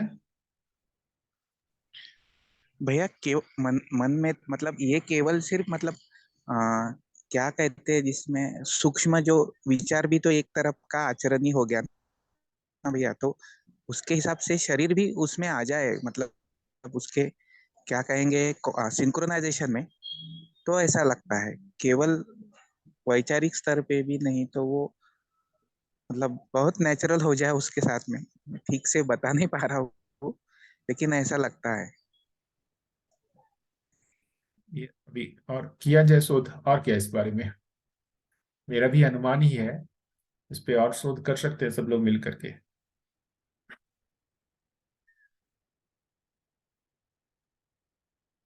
और कोई कुछ बोलना चाहेंगे? भैया ये मनन का मतलब मैंने अभी देखा तो ये चिंतन सोचना भली भांति अध्ययन करना ये मतलब सर्च में आया। बट दर्शन के हिसाब से मनन क्या है? वही वही मैं कह रहा हूँ। मनन का मतलब हुआ कि जैसे हम चित्रण विश्लेषण जो करते हैं, चित्तवृत्ति की जो क्रियाएं हैं, है ना। चित्त मतलब क्या हम्म। हुआ, उसमें कुछ हम्म। निर्माण हो रहा है रूप का या कुछ हम्म। वास्तविकताओं का हो रहा है और हम्म। उसका विश्लेषण हो रहा है। हम्म। तो किसी एक जो भी आपकी जिज्ञासा की वस्तु है उस पे चित्त वृत्ति का टिके रहना, मतलब इस चिंतन करना उसके बारे में। अब उसी को वही यहाँ पे देखिए, दर्शन में चिंतन अलग चीज कहा जा रहा है, लेकिन आप जो अच्छा। परंपरागत चिंतन की बात कर रहे हैं ना, जो हम भाषागत जी चिंतन को जो बोलते हैं उसी जी को जी ही यहाँ पर मनन कहा जा रहा है। जो भाषा चिंतन का मतलब जो मतलब कहा जा रहा है जी जी उसी जी को ही यहाँ मनन कह रहे जी। हैं, है ना। लेकिन दर्शन में चिंतन तो अलग इसका चीज को मतलब है। मनन करने से। हाँ, जी जी। तो एक सेकंड। अच्छा, अवधारणा का मैंने देखा तो अवधारणा का मतलब है अवधारणा या संकल्पना भाषा दर्शन का शब्द है जो संज्ञात्मक विज्ञान तत्व मीमांसा एवं मस्तिष्क के दर्शन से संबंधित है। इसे अर्थ की संज्ञात्मक इकाई एक अमूर्त विचार या मानसिक प्रतीक के तौर पर समझा जाता है। तो इसका मतलब हुआ कि अगर हम ये प्रचलित परंपरागत भाषा की मैं बात कर रहा हूँ, तो मनन का मतलब हुआ चिंतन किया, और चिंतन करने से एक जो दिमाग में कॉन्सेप्ट बनेगा वो अवधारणा हुआ परंपरागत हिसाब से। अब दर्शन के हिसाब से अवधारणा से मैं उतना परिचित नहीं हूँ। देखिए भैया, यहाँ पर जो बात कर रहे हैं ना कि दर्शन के हिसाब से जो है मन, वृत्ति, चित्त, बुद्धि, आत्मा, ऐसे 5 क्रियाओं के बारे में बात हो रही है। तो जी जी जी पहले ये मतलब समझना कि भाई जब हम ये कह रहे हैं मनन, तो ये मनन किस क्रिया को कह रहे हैं, अवधारणा कह रहे हैं तो वो कहाँ हो रहा है। तो यहाँ पर जो भी अवधारणा की बात हो रही है वो बुद्धि में हो रही है। मन, वृत्ति, चित्त, बुद्धि और हाँ, आत्मा। ठीक है ठीक है ठीक है। तो बुद्धि में अवधारणा होती है, हाँ हाँ। चित्त में साक्षात्कार होता है। बुद्धि चित्त में साक्षात्कार होता में है, बुद्धि में साक्षात्कार अवधारणा होगा। होती जी जी जी है जी ना। परंपरा से जी जी, अलग ठीक हटके है। इस और दर्शन में जैसे बुद्धि के हमारा बाद वृत्ति आएगी। नहीं, मैं वही कर रहा बुद्धि हूँ और मन, वृत्ति में कहाँ पर? वही कर रहा हूँ, मन, वृत्ति, चित्त, बुद्धि, आत्मा। मन, वृत्ति, चित्त, अच्छा। बुद्धि और आत्मा। अपन बुद्धि जिसको कहते हैं ना, अभी जो बोलचाल की भाषा में जो बुद्धि का प्रयोग करते हैं ना, वो बुद्धि बेसिकली वृत्ति को यहाँ कहा जा रहा जी है। जी दर्शन जी में बुद्धि जो है जी वो अलग चीज को कहा जा रहा है। वही बोलते हैं ना, बुद्धि लगाओ, मतलब यहाँ पर ये कहेंगे तो वृत्ति लगाओ, जी। विश्लेषण को लगाओ, तर्क करने की क्षमता को लगाओ। तो परंपरा में जो शब्द अच्छा। हैं उससे यदि इसको जोड़ के देखना चाहेंगे तो थोड़ा मुश्किल हो जाएगा, क्योंकि शब्द का चयन तो परंपरा से ही जी है, जी लेकिन उसका प्लेसमेंट जो है मतलब बाबा जी ने अपने जी जी अनुभव की जी रोशनी में अपने तरीके से किया है। तो बुद्धि को जिस तरीके से भी हम जनरल सेंस में समझते हैं वैसा यहाँ नहीं है। अभी बुद्धि लगाओ जिसको बोल रहे हैं, बुद्धि अभी क्रियाशील है ही नहीं, तो वो लगता ही नहीं है दर्शन के हिसाब से। अभी वृत्ति ही लगता है। अभी बुद्धि लगाने का मतलब वृत्ति को लगाओ, चित्त को लगाओ, इतना ही है। जी जी। आगे हाँ बढ़े हम लोग। हाँ। बाहरी आउटर सरफेस पे मन है, उसके अंदर वृत्ति है, उसके अंदर चित्त है, उसके अंदर बुद्धि है और उसके अंदर आत्मा है। हाँ हाँ भैया, ऐसा ही है। जी जी जी जी। आगे बढ़े और क्या। अवधारणा बुद्धि हाँ, में होती अवधारणा है। बुद्धि में होगा। जी जी जी जी जी जी, ठीक है। अवधारणा बुद्धि में, अनुभव आत्मा में, साक्षात्कार चित्त में। साक्षात्कार चित्र। जी जी। तो हाँ, ये ठीक है भैया। हाँ, जो प्रोसेस तो की बात कर रहे हैं, तो जी पहला जी चित्त में साक्षात्कार होना, उसके बाद बुद्धि में अवधारणा होना, उसके बाद आत्मा में अनुभव होना। जी जी। तो ये जैसे मन है, जो मन है वो हमारा बाहर से इंटरेक्ट कर रहा है। शरीर से जो इंटरेक्शन कर रहा है वो मन ही कर हाँ, रहा है। वो मन है। हम्म। जी जी। तो अब मन का बहना किसी भी दिशा में हो सकता है बाहर से, because it is being controlled by sensory organ. है ही। बहने का मतलब क्या जी हुआ कि भाई भाई मन किस क्रिया में नियोजित है। जी जी किस जी चीज के जी जी आस्वादन में लगा, वही वही उसके बहने का मतलब जी है। जी जी। तो उसके बाद हम वृत्ति के स्तर पर सोच के हम मन को कंट्रोल कर सकते हैं, वही तो मन का क्योंकि हर नियंत्रण हर मन की जो भी इच्छा होगी उसका कॉरेस्पॉन्डिंग वृत्ति हमारे अंदर होगा उसके निचले लेवल पे। वही कह रहे हैं जो मन और का जब वृत्ति वही कह रहे हैं कि मन और का जब वृत्ति जी भैया बोलिए वृत्ति। जी जी और जब वृत्ति में हम वृत्ति में स्थिरता लाएंगे तब एक कॉन्सेप्ट बनेगा, एक इमेज बनेगा जो कि चित्त में साक्षात्कार के रूप में आएगा। देखिए अभी चित्त में जब बात कर रहे हैं तो चित्त में जो चिंतन और चित्रण दो क्रियाएं बोल रहे हैं, तो उसमें चिंतन अभी एक्टिवेट हाँ नहीं है। तो जो अभी बेसिकली स्टेबिलिटी की बात कर रहे हैं, तो चित्रण और जो वृत्ति में विश्लेषण है, इन जी जी दोनों को स्ट्रांग बनाने की बात है। उसके आधार पर मन काम करने लगे, ये बेसिकली जी मन की जो है स्थिरता की बात है। जी जी जी जी तो ये जो अभ्यास है इसी को ही मनन कह रहे हैं। मनन एक लंबा जी अभ्यास है। हाँ, ये चित्त वृत्ति तक ले जाएगा, चित्त तक ले जाएगा हाँ, मनन। तो जितना हम मनन जी करेंगे उतनी चित्त वृत्ति की स्थिरता बढ़ती जाएगी, मन की स्थिरता स्थिरता। बनेगी, हाँ हाँ हाँ, हाँ। मन चित्त वृत्ति के अनुसार काम करना स्टार्ट करेगा। जी जी जी जी जी। और तो कोई अभी बेसिकली अभी हमारा एफर्ट चित्त वृत्ति तक लगा सकते हैं हम लोग। हाँ, क्योंकि उतनी की जागृति हुई है अपनी क्रियाओं के रूप में। हाँ हाँ, तो हाँ हाँ हाँ हाँ हाँ, नहीं सही बात है। वहां तक अमूमन हम सब लोग जागृत ही हैं। हाँ बिल्कुल, हम सभी लोगों की जी जागृति मन वृत्ति चित्त और चित्त में चित्रण तक यहाँ पर जागृति हो गई है हम हाँ सभी हाँ लोग। हाँ हाँ, अब जी जी बिल्कुल सही है, बिल्कुल सही है। अब वो है कि हमें बेसिकली चिंतन के लेवल पे जीना शुरू करना होगा सब लोगों को। वही और जब चित्रण चित्रण में। के लेवल पे हम जीना शुरू करेंगे तब बुद्धि वाले मतलब अवधारणा का आभास होगा बिल्कुल, और फिर अवधारणा के लेवल पे पहुंचेंगे। बढ़िया। क्या? बिल्कुल, चित्त में पहले चित्रण में तो ये वास्तविकताओं का पहुंचना ही पहला एक बड़ा काम है, श्रवण होना। जी जी जी जी चित्त जी जी में जो ये सही वास्तविकताएं हैं वो स्टोर हो जाए, स्मृति के रूप में बन जाए, जी जी जी है जी ना। जी। वो अपने आप हो जाएगा, हाँ हाँ, ठीक ठीक। हाँ, तो वो उसका ही प्रोसेस जी अभी हम लोग कर रहे हैं कि वो इस जी वास्तविकताएं चित्त तक पहुंच जाए।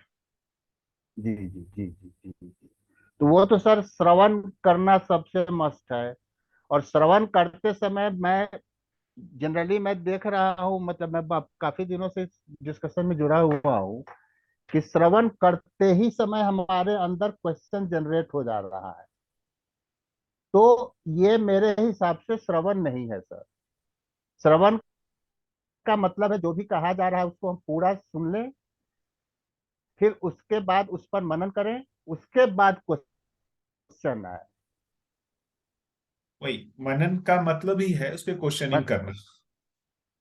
हाँ, बट जैसे हो क्या रहा है ना, जैसे आप कुछ बोल रहे हैं इमिडिएटली मैं क्वेश्चन मार दे रहा हूँ। वही वही वो बेसिकली श्रवण में ही आएगा। श्रवण का मतलब सिर्फ सुनना नहीं है, उसको बेसिकली तर्क के साथ सुनना है। जी जी जी जी। लेकिन पहले हम सामने वाले की पूरी बात सुन के समझ लेंगे, उसके बाद ही तो आगे बात हो पाएगी। हाँ हाँ बिल्कुल भैया, मेरा ये वो भी कहना है। बिल्कुल वो महत्वपूर्ण बात है भैया। हाँ, वो मेरा कहना है।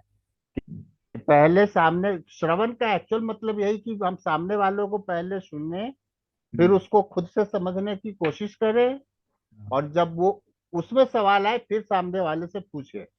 बिल्कुल बिल्कुल भैया, जो श्रवण का सही जी तो जी यही चीज है। जी बढ़िया। जी, जो मुझे लग रहा है ये मतलब मेरी अब वो धारणा है। अभी मैक्सिमम टाइम क्या होता है ना, हम यदि अपने को माने होते हैं कि समझदार है, तो सामने वाला जैसे ही बोलता है हम उसका सुनना ही नहीं चाहते हैं और अपना उसमें जो है जी ना जी जी जी जी जी दबाव। जी जी जी जी जी। तक यही हो जाता है कि हमने सुनने श्रवण की हाँ क्षमता ही नहीं है, सुनने के लिए हम तैयार ही नहीं, हम अपना हाँ ही हाँ सुनाने के लिए हाँ, तैयार तो है। पहला समस्या यही है। हम्म, बिल्कुल, बढ़िया। तो हम सब लोगों को पहले श्रवण की आदत लगानी होगी, तब जाके मन और वृत्ति तक पहुंच पाएंगे। मतलब अपने है तो है ही, अपने कंट्रोल में ले पाएंगे उसे। महत्वपूर्ण बात बोली कि श्रवण के लिए बेसिकली मतलब एक जो चीज है ना, हमारा अहंकार या हम अपने को समझदार माने रहते हैं, है ना, तो हाँ हमारा श्रवण ही नहीं हो जी जी पाता। जी। हाँ, श्रवण ही नहीं हो पाता है। मूड में वही है। बढ़िया, ये एक महत्वपूर्ण बात जो मूल है में बात वही। चर्चा में अभी जो निकल के आई कि भाई कई बार हमारा श्रवण भी नहीं हो पाता है क्योंकि हमने जो है ना, मतलब सामने वाले का मूल्यन या ऐसा कुछ किया हुआ जिससे सुनने को हम तैयार ही नहीं है, तो जो भी वो बोलता है उसका हम सुनने का एक्टिंग करते हैं लेकिन सुनते नहीं है। दो अलग चीजें, सुनने की एक्टिंग करना और सुनना, दोनों में डिफरेंस है। नहीं, एक्चुअली होता क्या है ना सर, कि सुनते समय हम सुनना कम करते हैं, उसके बारे में अपनी रीजनिंग शुरू कर देते हैं।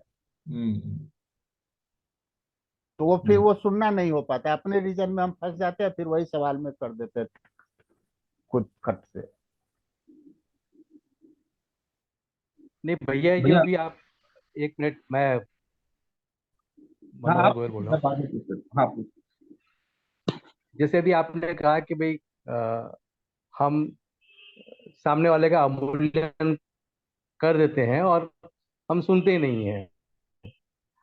और एक्चुअली अवमूल्यन सामने वाले का या अधिमूल्यन अपना, दोनों प्रोसेस साथ ही होती है। अभी आपने कहा कि भाई ऐसा ऐसा प्रयास करना पड़ेगा कि भाई हम उसको श्रवण करने का मन बनाएं। मेरे साथ में ऐसा होता है कि जैसे मैं गोष्ठी में बैठता हूँ, तो अब अलग अलग आदमी का चित्रण मेरे दिमाग में अलग अलग है कि भाई ये इसका लेवल ये है, उसका वो है, या ये जो भी है। तो मैं किसी एक आध आदमी का अवमूल्यन करता हूँ निश्चित रूप से। मैं अपने मन में ये बिल्कुल मैं आई कैन असेस के भाई मैं उसका अवमूल्यन करता हूँ। और मेरी बार बार वृत्ति में ये बात आती है कि मुझे ऐसा नहीं करना, लेकिन फिर भी गाहे बगाए वो हो जाता है, हाँ नहीं बार बार नहीं, देखिए सर, जब आपने इसको स्वीकार कर लिया है तो वो आपके अंदर से दूर होगा। ये 100% सत्य है। अच्छा, हाँ, जैसे चलिए ही बढ़िया बात अंदर है। में स्वीकार किए कि वो दूर होगा अपने आप। हाँ, अब इसमें ये बात पक्की है कि जैसे वो जो फासला है, पहले बहुत ज्यादा था, फिर कम हुआ, फिर कम हुआ, लेकिन अभी भी वो शमन नहीं नहीं नहीं, हुआ। उसी वो वो अपने जब आप तक होगा। It is a natural process. आइट से नेचुरल हाँ, वो प्रोसेस। अपने आप होगा। बस आपको अच्छा, हमें हमें हमेशा उसकी तरफ जागृत रहना है, बस। जी जी। अच्छा, रवि भैया, एक प्रश्न मेरा आपसे था कि मैं जैसे लगभग 5 साल से 6 साल से ज्यादा विद्या में हूँ, और कई शिविर किए, अध्ययन शिविर में भी गया, आधा अधूरा ही किया, लेकिन फिर भी जो है मेरी गति नहीं बन पाती। देखिए जबकि मैं, देखिए अरे भाई देखिए साहब, देखिए। प्लीज मेरी बात सुनिए। एक मिनट मुकेश जी, नहीं नहीं, उनको आप थोड़ा पहली बार बोलने बोल, देते हैं, देते जी हैं। जी जी आप मेरी बात सुनिए ना भाई साहब, जी आप जी भी खुद ही कह रहे हैं, आप please let the right person. ठीक है। जी जी।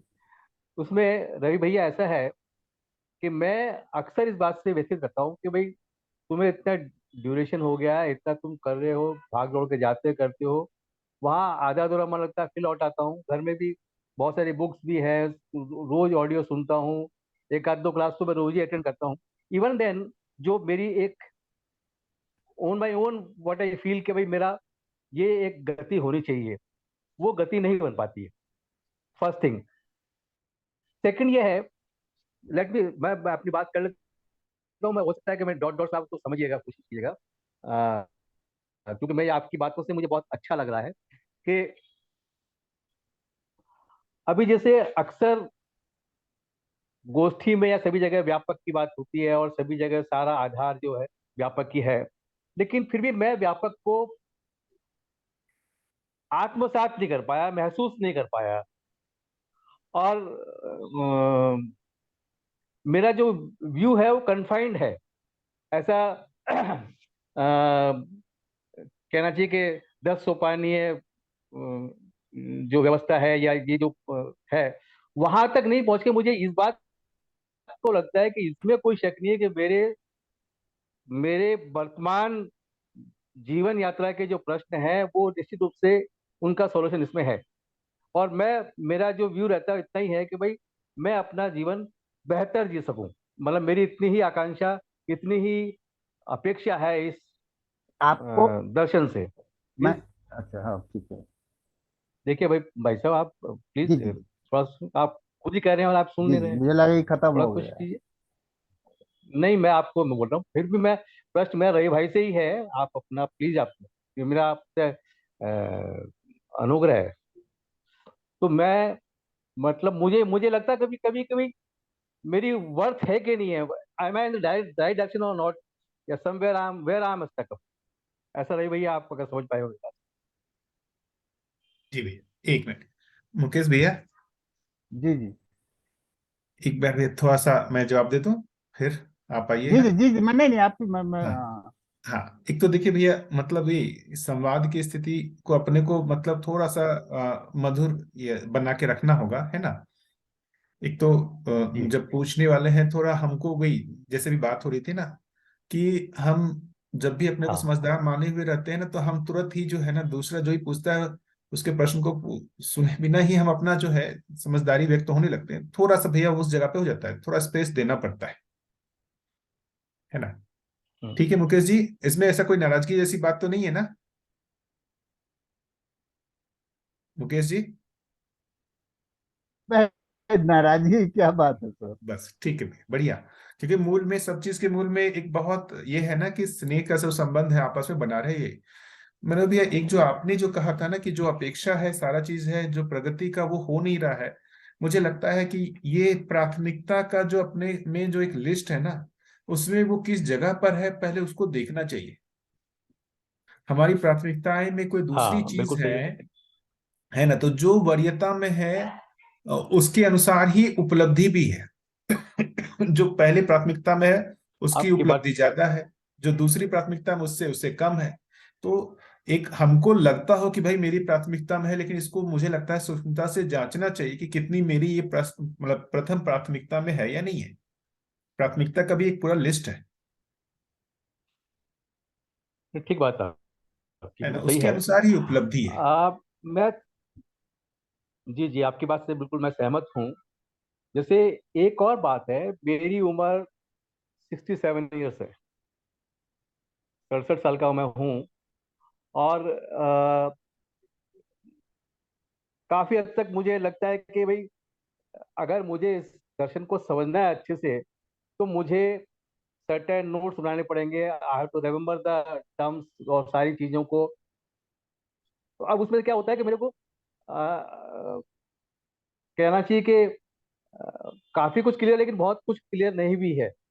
अब फिर मैं सोचता हूँ कि भाई अब मैं ये नोट्स बनाऊं, पढूं, तो वो क्या बोलना चाहिए कि एक क्रियान्वयन जो है ना उस हद तक नहीं हो पाता। और उसी के कारण फिर वो बाद में, जैसे मान लो अभी श्री राम भैया की उन्होंने सूची दी कि भाई पहले ये करो, फिर ये करो, फिर ये वीडियो वीडियो देखो, और ये देखो वो देखो। तो मुझे लगता है कि it's a long way to go. पता नहीं कैसे होगा, या मैं अब अपना फिर मेरा स्वयं का अवमूल्यन हो जाता है, और मैं फिर दूसरों से तुलना करने लगता हूँ कि कहीं तो भी मतलब अ, एक जो प्रोसेस को शेप देना है, जो चीज है वो मुकाम नहीं हासिल कर पा रहा हूँ, और फिर उससे एक रिटार्डेशन आ जाता है। एक चीज तो है, इसको तो समझना पड़ेगा ना, कि हमारे में अभी जैसे दर्शन को पढ़ करके एक मतलब कोई एक स्थिति का अनुमान बनता है, जैसे अनुभव जैसी कोई एक चीज है ना।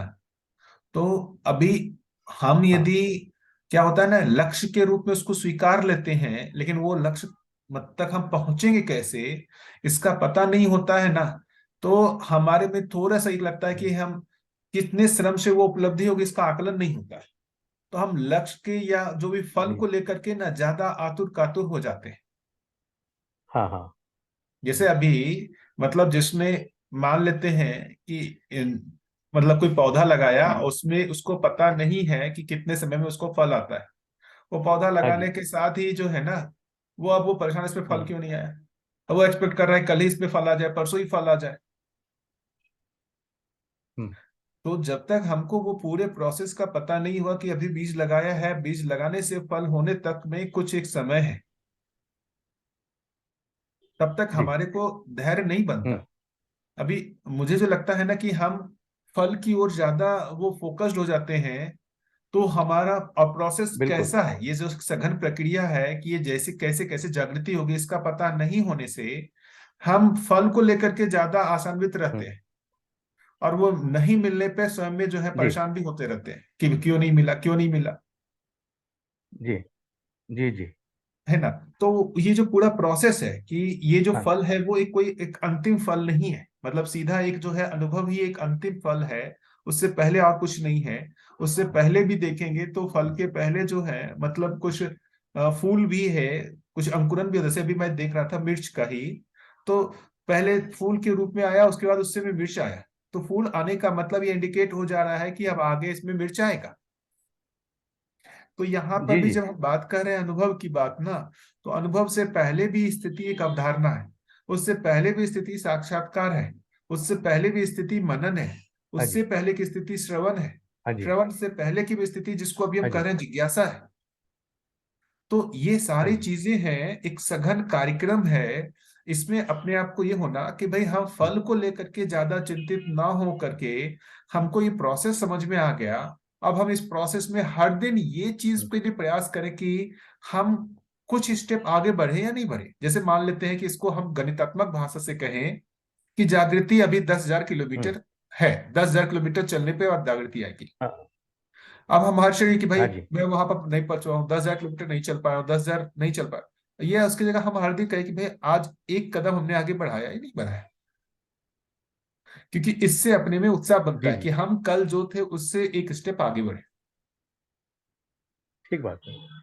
ठीक बात तो ये महत्वपूर्ण भाग है भैया, है ना। और ये जितने स्टेप बढ़ने हैं, हम एक दिन में एक कदम बढ़ेंगे या 10 कदम बढ़ेंगे, वो हमारी प्राथमिकता के आधार पर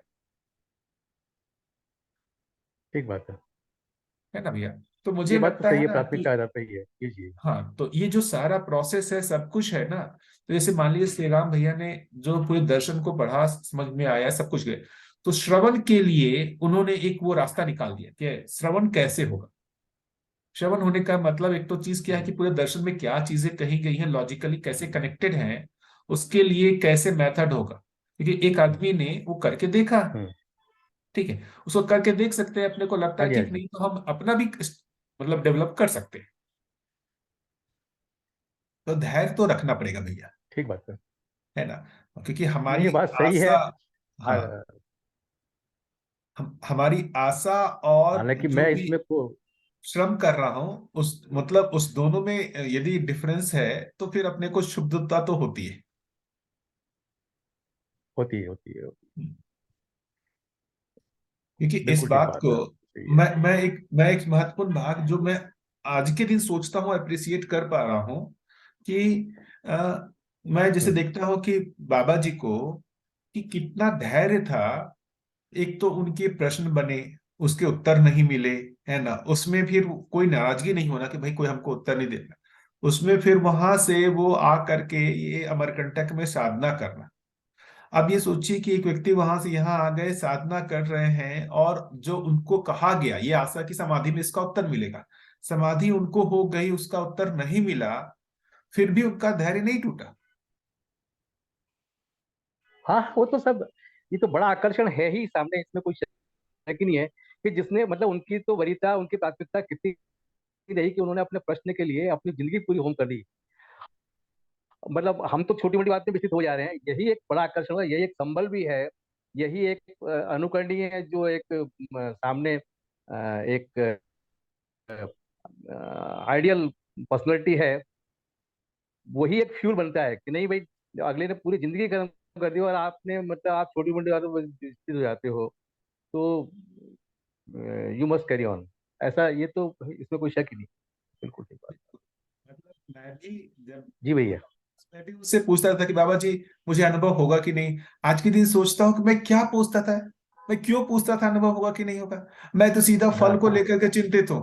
बीच जी का प्रोसेस का मुझे कोई अनुमान नहीं है, मैं हाँ उस पर जी जाना ही नहीं चाहता हूँ। एक तरीके से मैं, एक कहे ना कि जंप करना चाहता हूँ, बिना श्रम के मैं ऐसी स्थिति में पहुंचना चाहता हूँ जिसकी जी मतलब जो मतलब देखा कि आज के दिन लगता है कि जो पॉसिबल नहीं है सही ना। बात सही तो बात।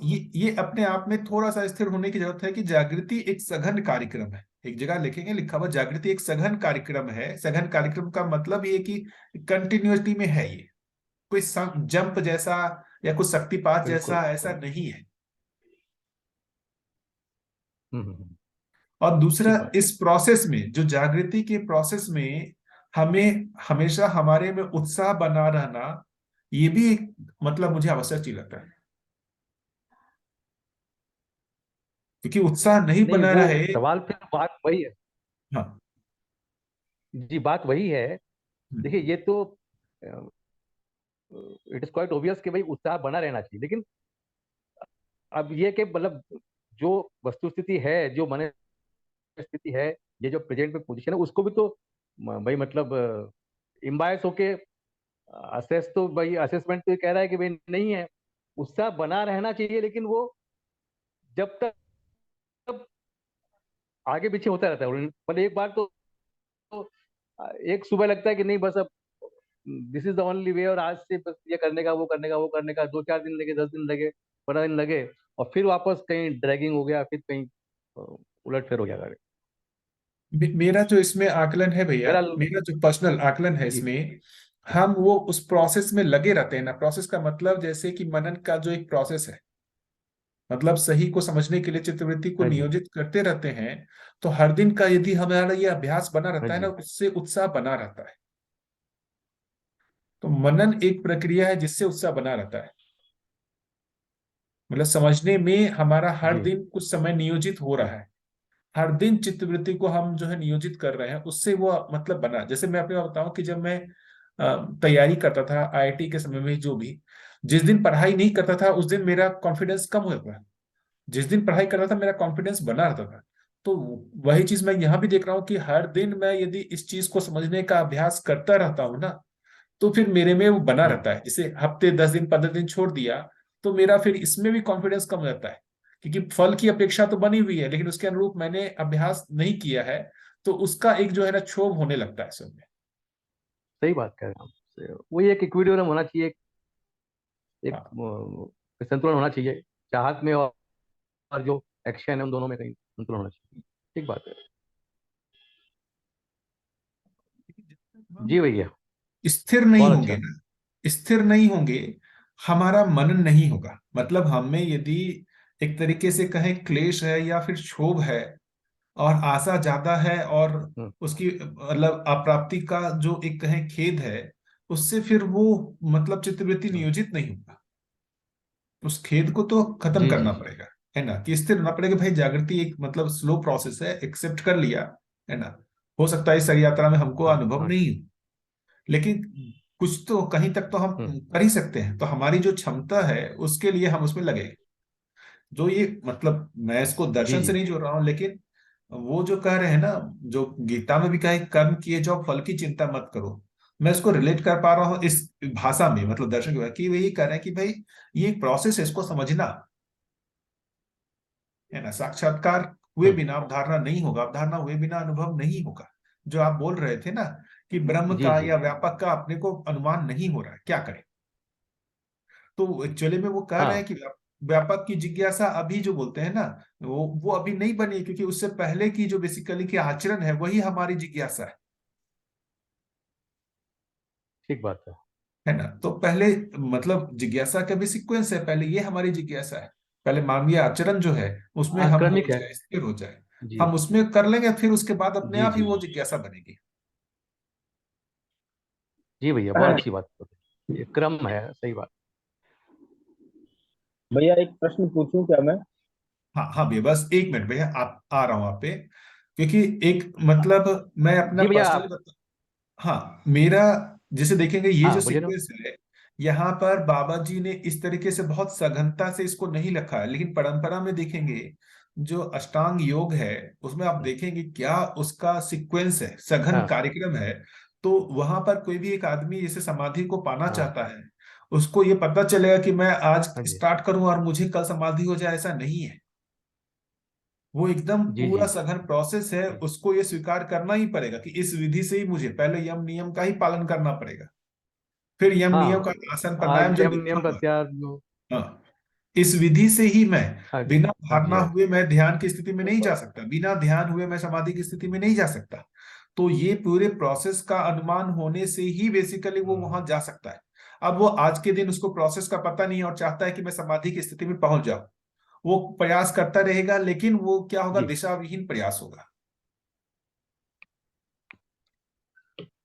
बहुत ये ऐसा ही हो बिल्कुल गया कि ठीक कहा जैसे आपने। मुझे यहाँ से किसी जगह जाना है दिल्ली, मुझे रास्ते का पता नहीं है, मैं चलना शुरू किया हूँ और बार बार झुंझला रहा हूँ कि यार मैं पहुंच क्यों नहीं पा रहा हूँ, पहुंच क्यों नहीं पा रहा हूँ, रास्ते का पता ही नहीं है ना। तो अनुमान ही नहीं पता चल रहा है कि मैं कितना आ गया हूँ और कितना और आगे चलना है।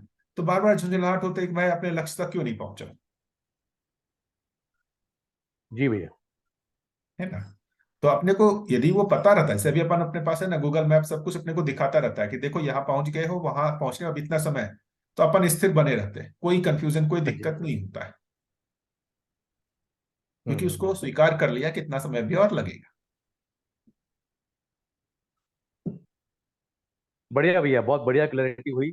अच्छा, और आपने खास करके ये जो बताया यम नियम प्रत्याहार का जो सीक्वेंस पूरा है, ये इससे एक थोड़ा ये एक जस्ट एक फॉर्मूला बेसिस, मतलब मुझे अच्छा क्लियरिटी हुई। और अगेन मैं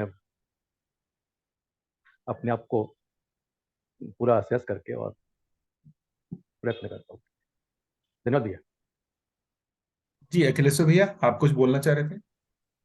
वर्षा यही दीदी। काम दिया जी। हाँ हाँ भैया। हाँ हाँ एक बार वर्षा, ये आपका वो रूप गुण स्वभाव धन पे नहीं आ पाया दीदी, अभी ये कहा हुआ है इसको। कोई हाँ दिक्कत नहीं, कल कर वो कर लेंगे। लीजिए, मैं हाँ बाद में पूछ लूंगा कभी, मैं तो पूछता ही रहता हूँ, फिर कभी पूछ लेंगे, ऐसा कुछ नहीं। आप कर लो, इसको ले लो, रूप वाला ले लो, ये मैं बाद में नहीं पूछूंगा। नहीं, जो सीक्वेंस चल रहा है भैया उसी से रिलेटेड हो तो ठीक हाँ है, उसी पहले से एक चीज को रिलेटेड है, तो कर मैं लें। समझता हूँ। जी, भैया ऐसा है, भैया जी, जो अभी जैसे मुझे जो बात चल रही थी उसी पर कुछ कहना था। बोलिए दीदी। हेलो। हाँ दीदी बोलिए ना, आ रही है बात आपकी। हाँ हाँ भैया जी, जैसे जो भी अभी अंकल जी प्रश्न किए और आपने अपनी बात रखी, तो आपको सुनते वक्त ऐसा एहसास हुआ कि ये प्रश्न मतलब काफी अभ्यर्थियों का, काफी लर्नर्स का रहता ही है कि कितना लॉन्ग जर्नी है, उसको हम एस्टिमेट नहीं कर पा रहे हैं और कितना रिजल्ट है। और जैसे मैं अपने आप को देखती हूँ तो मैं तो एकदम से ऐसा सोच रही थी कि 1-2 साल में मेरा हो जाएगा और मैं एकदम समझदार इंसान हो जाऊंगी। तो फिर श्री राम भैया जी ने बताया कि इतनी जल्दी में आप हो तो अभी जितना पढ़ पाओ पढ़ लो, लेकिन अभी लॉन्ग जर्नी है ऐसा। तो काफी मैंने भी इस पर काफी टाइम पहले बहुत सोचा और काफी बड़े लोगों को सुनने के बाद मेरा ऐसा ध्यान गया कि जो इस जर्नी में जो रिजल्ट हमें मिलने वाला है कि हम कितनी स्थिति तक पहुंचे हैं, वो सब प्रायोरिटी का है कि हमने इस अध्ययन को कितनी प्राथमिकता पर रखा है। अगर जितनी मैंने इसे प्राथमिकता पर रखा उतना ही रिजल्ट मुझे मिलेगा। और इस प्रश्न का उत्तर भी खुद में ही है। अगर मैं ये सोचूं अपने मन में, जैसे मैं सोच भी रही थी कुछ टाइम से कि मैं पढ़ तो रही हूँ पर मेरे को इतना व्यवहार में मैं क्यों नहीं ला पा रही हूँ, पर मेरे को तो अपने से पता था कि मैं पढ़ रही हूँ लेकिन उसको उतना मनन में लेकर और उसको व्यवहार में नहीं ला पा रही हूँ, तो उसमें मेरा ध्यान और अलर्टनेस की कमी है। तो मेरे को ऐसा बहुत गहरे से लगता है कि इस प्रश्न का मूल में जो उत्तर वो मेरे खुद में है कि मैंने कितनी इसकी जिज्ञासाओं को लिया, कितना मैंने सोचा और कितना मैं स्वयं का मूल्यांकन करते हुए आगे बढ़ूं और उसको देख पाऊं कि हाँ, इसका रिजल्ट उतना ही मिलेगा जितने मैंने एफर्ट इसमें डाले हैं, क्योंकि बिना एफर्ट डाले इसका रिजल्ट मुझको नहीं मिलेगा। तो ये बात है कि मैं कितनी गति इसमें पाऊंगी, मैं कितनी इसमें यात्रा, कितनी लंबी छलांग में इसमें लगाऊंगी, वो सारी मेरी खुद की ही जिज्ञासा के रूप में प्रश्नों का उत्तर ढूंढते हुए, व्यवहार में परिमार्जन होते हुए ये तय करेगा। तो ये मेरा ऐसा, इसमें मेरा शेयरिंग करने का मन था भैया, मेरा ऐसा ध्यान जाता। बिल्कुल दीदी नहीं वैसा ही वर्षा है। दीदी, मैं आपको तो सुनता रहा हूँ और बहुत आपके अच्छे प्रयास हैं, और मैं आपकी बात से बिल्कुल सहमत हूँ। आप, धन्यवाद। जी भैया। जी बढ़िया। अखिलेश्वर भैया। हाँ भैया, मैं बस ये जो भी डिस्कशन था इसी क्रम में ही क्वेश्चन है। प्रश्न इस प्रकार से बनता है, जैसे श्रवण और मनन की बात हमने करी, तो मनन के लिए जो कैटलिस्ट है वो जिज्ञासा है। तो अब मैं, और जो अभी दीदी की बात है और भैया ने भी जो बात करी, उसमें सारा मैटर ये जिज्ञासा पे ही आके फंस जा रहा है। मतलब ये क्वालिटेटिव है, कोई चीज ज्यादा जिज्ञासा होगी तो शायद जल्दी अच्छे रिजल्ट दिखे, इस तरह की बातें हो रही है। अब मैं इस जिज्ञासा को समझना चाहता हूँ, क्योंकि जीवन में क्या है कि कोई भी 122 जो है उसमें कहीं जिज्ञासा हो ऐसा मेरे को तो दिखा नहीं होगा, तो आप मेरे को बताना। मेरा प्रश्न ये है कि ये जिज्ञासा क्या चीज है? ये क्या आत्मा की वजह से है, या जो को एग्जिस्टेंस है आत्मा और व्यापक का, उसकी वजह से है? ये जिज्ञासा है क्या चीज, इसको मैं समझना चाहता हूँ। इस पे थोड़ा सा आप बताएं, क्योंकि सारी चाबी यहीं फंसी हुई है इसी जिज्ञासा पे। जबरदस्त भैया बात की आपने। बढ़िया।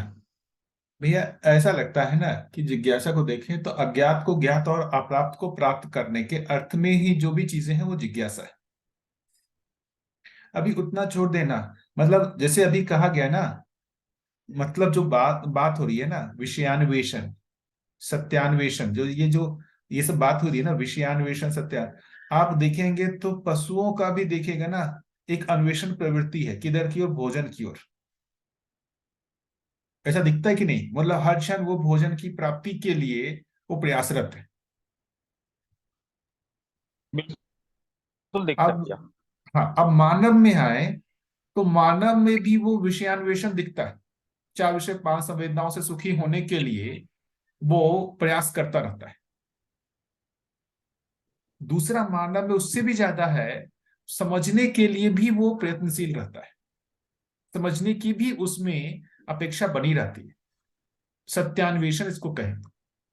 यदि ये जिज्ञासा नहीं होती तो इतने सारे जो खोज है ये होते कैसे?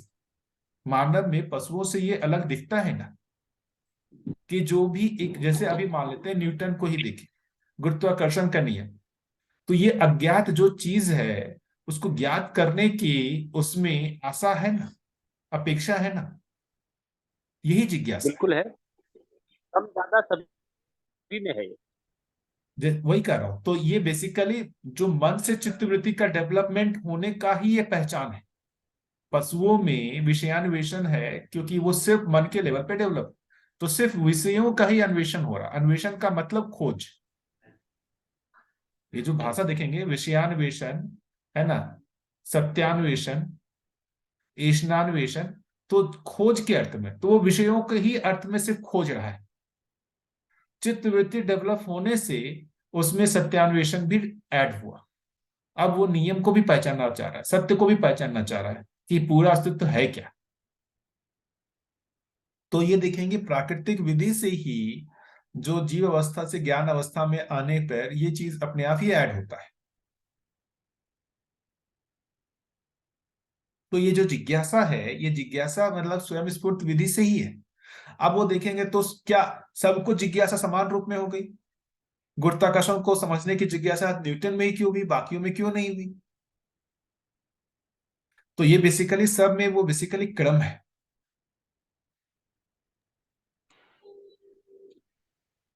हाँ तो भैया यही तो रहस्य है ना, कि किसी में किसी चीज के प्रति जिज्ञासा है, किसी में कुछ है, किसी में कुछ है, किसी में कम है, किसी में ज्यादा है। तो इसका कारण क्या है, ऐसा क्यों हो रहा है? वही भैया देखिए, एक तो अनुमान क्षमता है ना, हम सबकी अनुमान क्षमता अलग अलग है। जैसे अभी बाबा जी को ही देखें, तो जो बाबा जी जिस परंपरा से थे उस परंपरा, वो तो बहुत लंबी परंपरा है, चलते ही आ रहे हैं लोग। लेकिन बाबा जी में ही ये जिज्ञासा क्यों बनी कि ये ब्रह्म सत्य जगत मिथ्या कैसे, और इस जो है ब्रह्म की, जो जगत की उत्पत्ति ब्रह्म से ही क्यों हुई है? बाकी लोग उसको एज इट इज स्वीकार करके उसमें तृप्त थे, इनको स्वीकृति नहीं बनी। तो ये जो मुझे समझ में आता है, यही जागृति क्रम है भैया। जागृति क्रम में मतलब हर आदमी अलग अलग जगह पे खड़ा है। आगे पीछे थोड़ा बहुत हो सकते हैं कि परंपरा का भी एक अपना क्रम है, लेकिन थोड़ा बहुत आगे पीछे तो है ही। आप जागृति क्रम में कहीं और खड़े हैं, मैं कहीं और खड़ा हूं, कोई दूसरा व्यक्ति कहीं और खड़ा है। लेकिन ये आप देखेंगे फाइनली जो ये जागृति क्रम में हम कहीं भी खड़े हो, जो जागृत व्यक्ति हो वो सब एक ही जगह पहुंचे हुए रहेंगे। तो जो भी वास्तविकताएं हैं, हो सकता है कि भाई हम मेरे को जीवन ज्ञान के लिए जिज्ञासा हो, आप किसी और चीज के लिए हो, किसी को ब्रह्म के लिए जिज्ञासा हो जाए, किसी को आचरण के लिए जिज्ञासा हो जाए, किसी को प्राकृतिक नियम को जानने की जिज्ञासा हो जाए। तो हर आदमी का जिधर की ओर उसने प्रयास किया हुआ है उधर की ओर उसकी जिज्ञासा ज्यादा होगी।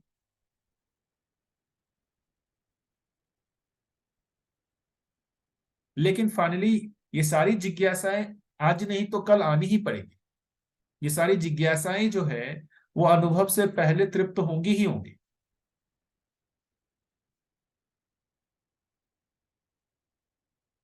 क्या बात पहुंच रही भी है क्या? मतलब जैसे अभी दर्शन देखिए कि अनुभव हो गया, वास्तविकताओं का पता चल गया, हाँ तो भैया। सबको जो समझ में होगा, सबकी जो समझ होगी वो समान होगी या अलग अलग होगी? अलग अलग होगी। अनुभव हो जाने के बाद, मैं अनुभव दर्शन की रोशनी में बोल रहा हूँ। नहीं, अनुभव आप के बाद तो शायद सब एक ही जैसा होगा। बिल्कुल, उससे पहले ही जो है डिफरेंसेस है, अनुमान क्षमता में डिफरेंस है।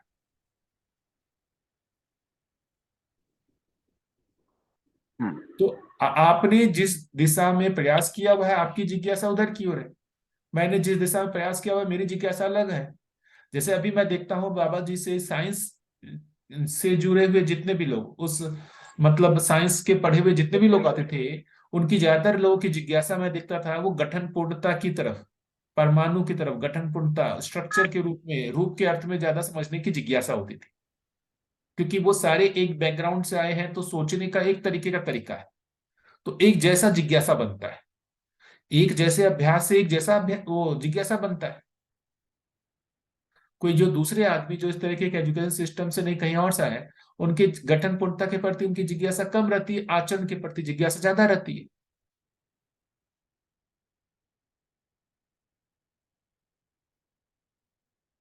ठीक है भैया, वर्षा दी आप कुछ बोलना चाह रहे हैं? हाँ भैया जी, जैसे मेरे को मैं ये मतलब पूछना चाह रही हूँ कि जैसे जिज्ञासा जिज्ञासा की जो बात आई, वो मेरे को ऐसा लग रहा है जैसे मतलब आपसे पूछना है कि चेतना का भी शायद कोई फर्क पड़ता होगा कि एक मानव की चेतना का क्या स्तर है। फिर वहां से प्रश्न उठते हैं, जैसे क्योंकि चेतना से हम फील कर पाते हैं, तो शायद उसको फिर हम प्रश्न के रूप में ले पाते हैं कि ऐसा क्यों है। देखिए अभी मतलब देखेंगे पूछ चेतना रही का। हूँ, मतलब मैं आपसे। हाँ दीदी, जैसे अभी देखेंगे ना, तो ज्यादातर लोगों में प्राकृतिक नियम को गणितीय विधि से पहचानने की जिज्ञासा हो गई है, क्योंकि हमारा एजुकेशन सिस्टम जो है उस अनुसार है। तो जितने भी अभी देखते हैं सभी लोग हैं, तो अभी हम लोग बेसिकली गणितीय विधि से प्राकृतिक नियम को पहचानने का, हम ज्यादातर लोगों में जो भी एजुकेशन सिस्टम साइंस को पढ़ा है उसमें जिज्ञासा बन गई है। लेकिन देखिए कितने लोगों में जीवन ज्ञान के प्रति जिज्ञासा बनी है? कितने लोगों में लगता है अनुमान के जीवन ज्ञान के प्रति जिज्ञासा बनी? नहीं बनी, क्योंकि हमारी शिक्षा में वो है ही नहीं। शिक्षा में नहीं हुआ है तो उसको कभी विचार की वस्तु बनाया ही नहीं, विचार की वस्तु बनाया नहीं, सोचा नहीं, तो वो जिज्ञासा बना ही नहीं। अब जैसे दर्शन को पढ़ने लगे, दर्शन में बार बार ये इंफॉर्मेशन आ रहा है जीवन जीवन जीवन, तो ये जीवन ज्ञान की भी जिज्ञासा बन रही है। आप हम लोगों में कहीं ना कहीं जिन्होंने इस चीज से नहीं जुड़े हुए हैं, उनसे ज्यादा जीवन ज्ञान के प्रति जिज्ञासा तो है। क्या ये लगता है कि नहीं है?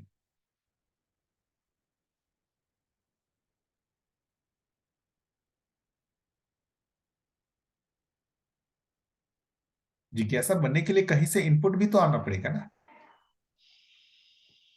हाँ भैया जी, मतलब वही मेरा मतलब सोचने में जा रहा है कि इनपुट के रूप में क्या रहे। अभी तक तो मुझे समस्या ही दिखता है कि घटना पर विधि से कोई समस्या आती है तो वहां से मेरी जिज्ञासा है वहीं से बनी है, तो मैं उसको ही पकड़ पाती हूँ। बाकी जिस तरीके से भैया जी ने प्रश्न किया, काफी अच्छा प्रश्न है, मतलब कि जिज्ञासाएं कहाँ से आ रही है, तो वो ध्यान जा रहा है कि ये कैसे वो जनरेट होती है।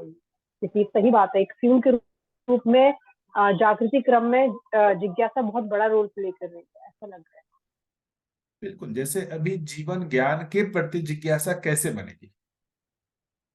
तो जब हम एक तो बेसिकली जब देखेंगे कि भाई हर चीज के मूल में अभी हमारे को इंफॉर्मेशन मिला जीवन सही के रूप में हो, है ना, मूल्य मूल्य का आस्वादन होना चाहिए, न्याय धर्म सत्य की दृष्टि होनी चाहिए। अब इन सब होनी चाहिए, ये सही का रेफरेंस है और मुझे भी स्वीकार हो रहा है। लेकिन जब हम अपना आकलन करते हैं, स्वनिरीक्षण करते हैं, तो मुझे उसके उल्टा दिखाई पड़ता है। अब इन सब के मूल में यदि हम कारण को ढूंढने जाए तो ऐसा हो क्यों नहीं रहा है, क्यों नहीं हो पा रहा है? तो एक मतलब देखेंगे कि बहुत सूक्ष्म कारण के रूप में समझ में आता है कि जीवन ज्ञान नहीं होने के कारण ऐसा हो रहा है। जीवन के प्रति स्वयं में आश्वस्ति नहीं होने के कारण बार बार शरीर मूलक जो है अभ्यास हम लोग चले जाते हैं। तो जो हमारे में बेसिकली जो भी वर्तमान स्थिति है, उससे ज्यादा जो भी हम सही स्थिति में पहुंचना चाहते हैं, उसके लिए जो अपने को दिखता है कि जीवन ज्ञान होना आवश्यकता है, इस अर्थ में जीवन ज्ञान हमारी जिज्ञासा की वस्तु बन जाती है। तो कहीं ना कहीं जो बोलते हैं ना कि हमारी आवश्यकता बनना ही बेसिकली जिज्ञासा है।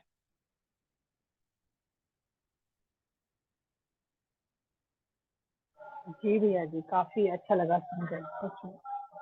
बहुत बढ़िया तरीके से समझाया सर, आभार आपका। जैसे होता है ना कि जैसे पहले भी कहा है कि दुख है, दुख का कारण है, उसका निवारण है। तो पहले है कि दुख है, अब दुख का कारण ढूंढने जाएंगे तो वो एक जिज्ञासा हुई कि नहीं हुई? मैं दुखी हूं, दुख का कुछ कारण होगा, तो ये भी मेरी जिज्ञासा की वस्तु हो गई। पहले तो दुख का कारण ढूंढना, उसका अन्वेषण करना।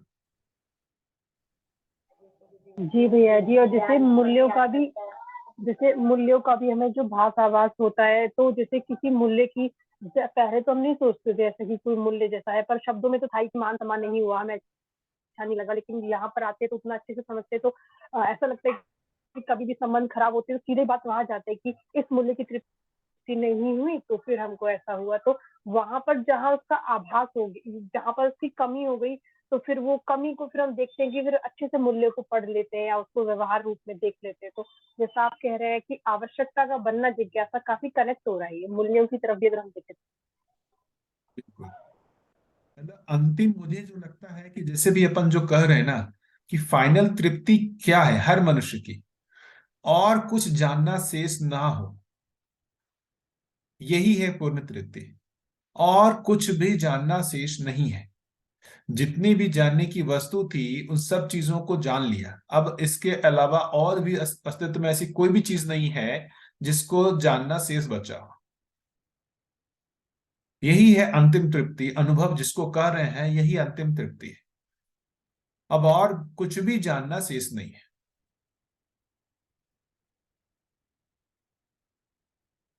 क्या ये ठीक लग रहा है?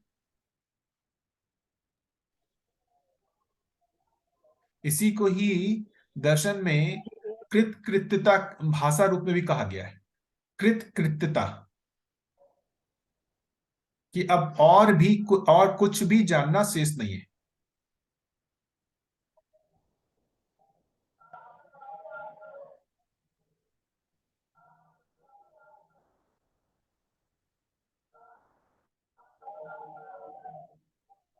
ठीक है जी। जैसे मतलब मैं जैसा अनुमान करता हूं कि हर मानव का लक्ष्य क्या है ना, यदि मतलब हर मानव के लक्ष्य की बात करते हैं ना, समाधान, समृद्धि, अभय, सहअस्तित्व, जीवन, लक्ष्य, सुख, शांति, संतोष, आनंद, ये सारे जो हैं ये फल के रूप में, सुख, शांति, संतोष, आनंद फल के रूप में। लक्ष्य के रूप में देखेंगे तो निर्भ्रम ज्ञान। अब और कुछ भी जानना शेष नहीं है। सब कुछ जान लिया, सब कुछ जान लिया, तो उसके बाद जीवन में देखेंगे तो उसका प्रभाव किस रूप में दिखेगा? तो सुख, शांति, संतोष, आनंद के रूप में दिखेगा।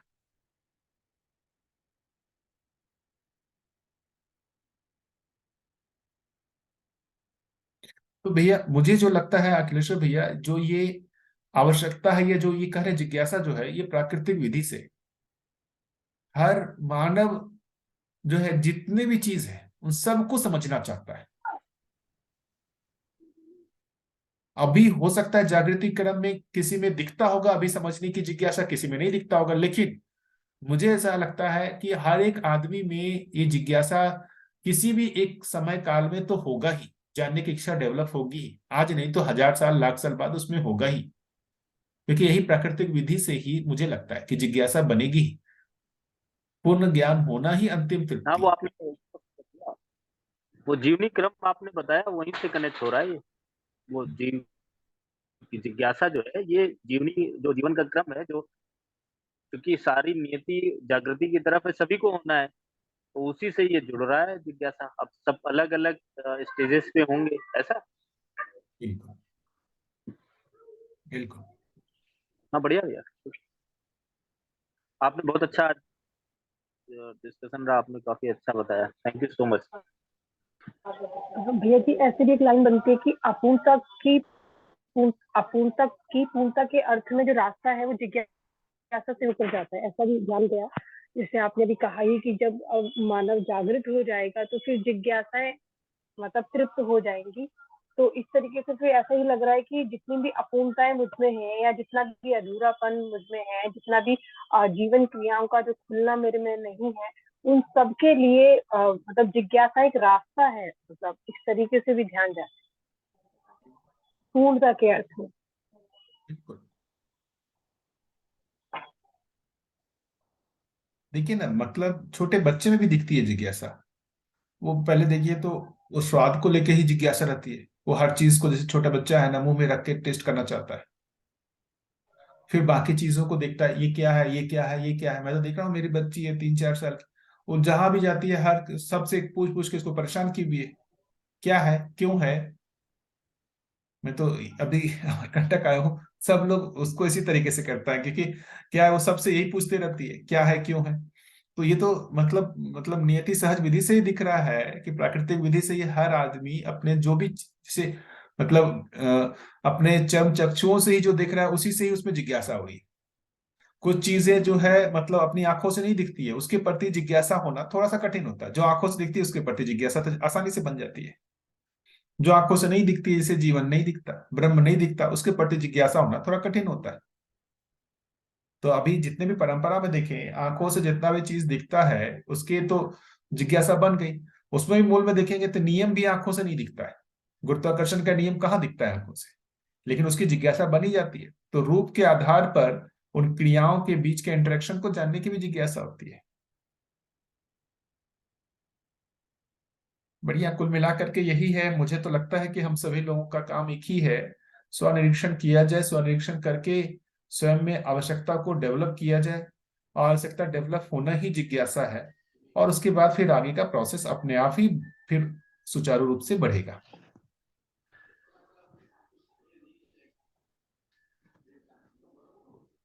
बढ़िया। हाँ भैया, ऐसा बोल सकते हैं कि जिज्ञासा का मूल कारण जो है वो सुख शांति संतोष आनंद, बिल्कुल। ऐसा वो बोल धर्म, सकते हैं। हाँ बोल सकते हैं भैया, जैसे मानव धर्म जो बोल रहे हैं, सुख और सुख की प्राप्ति जब तक नहीं होगी, उसकी प्राप्ति के लिए उसमें प्रयास रहेगा ही, है ना। ये भी कह सकते हैं।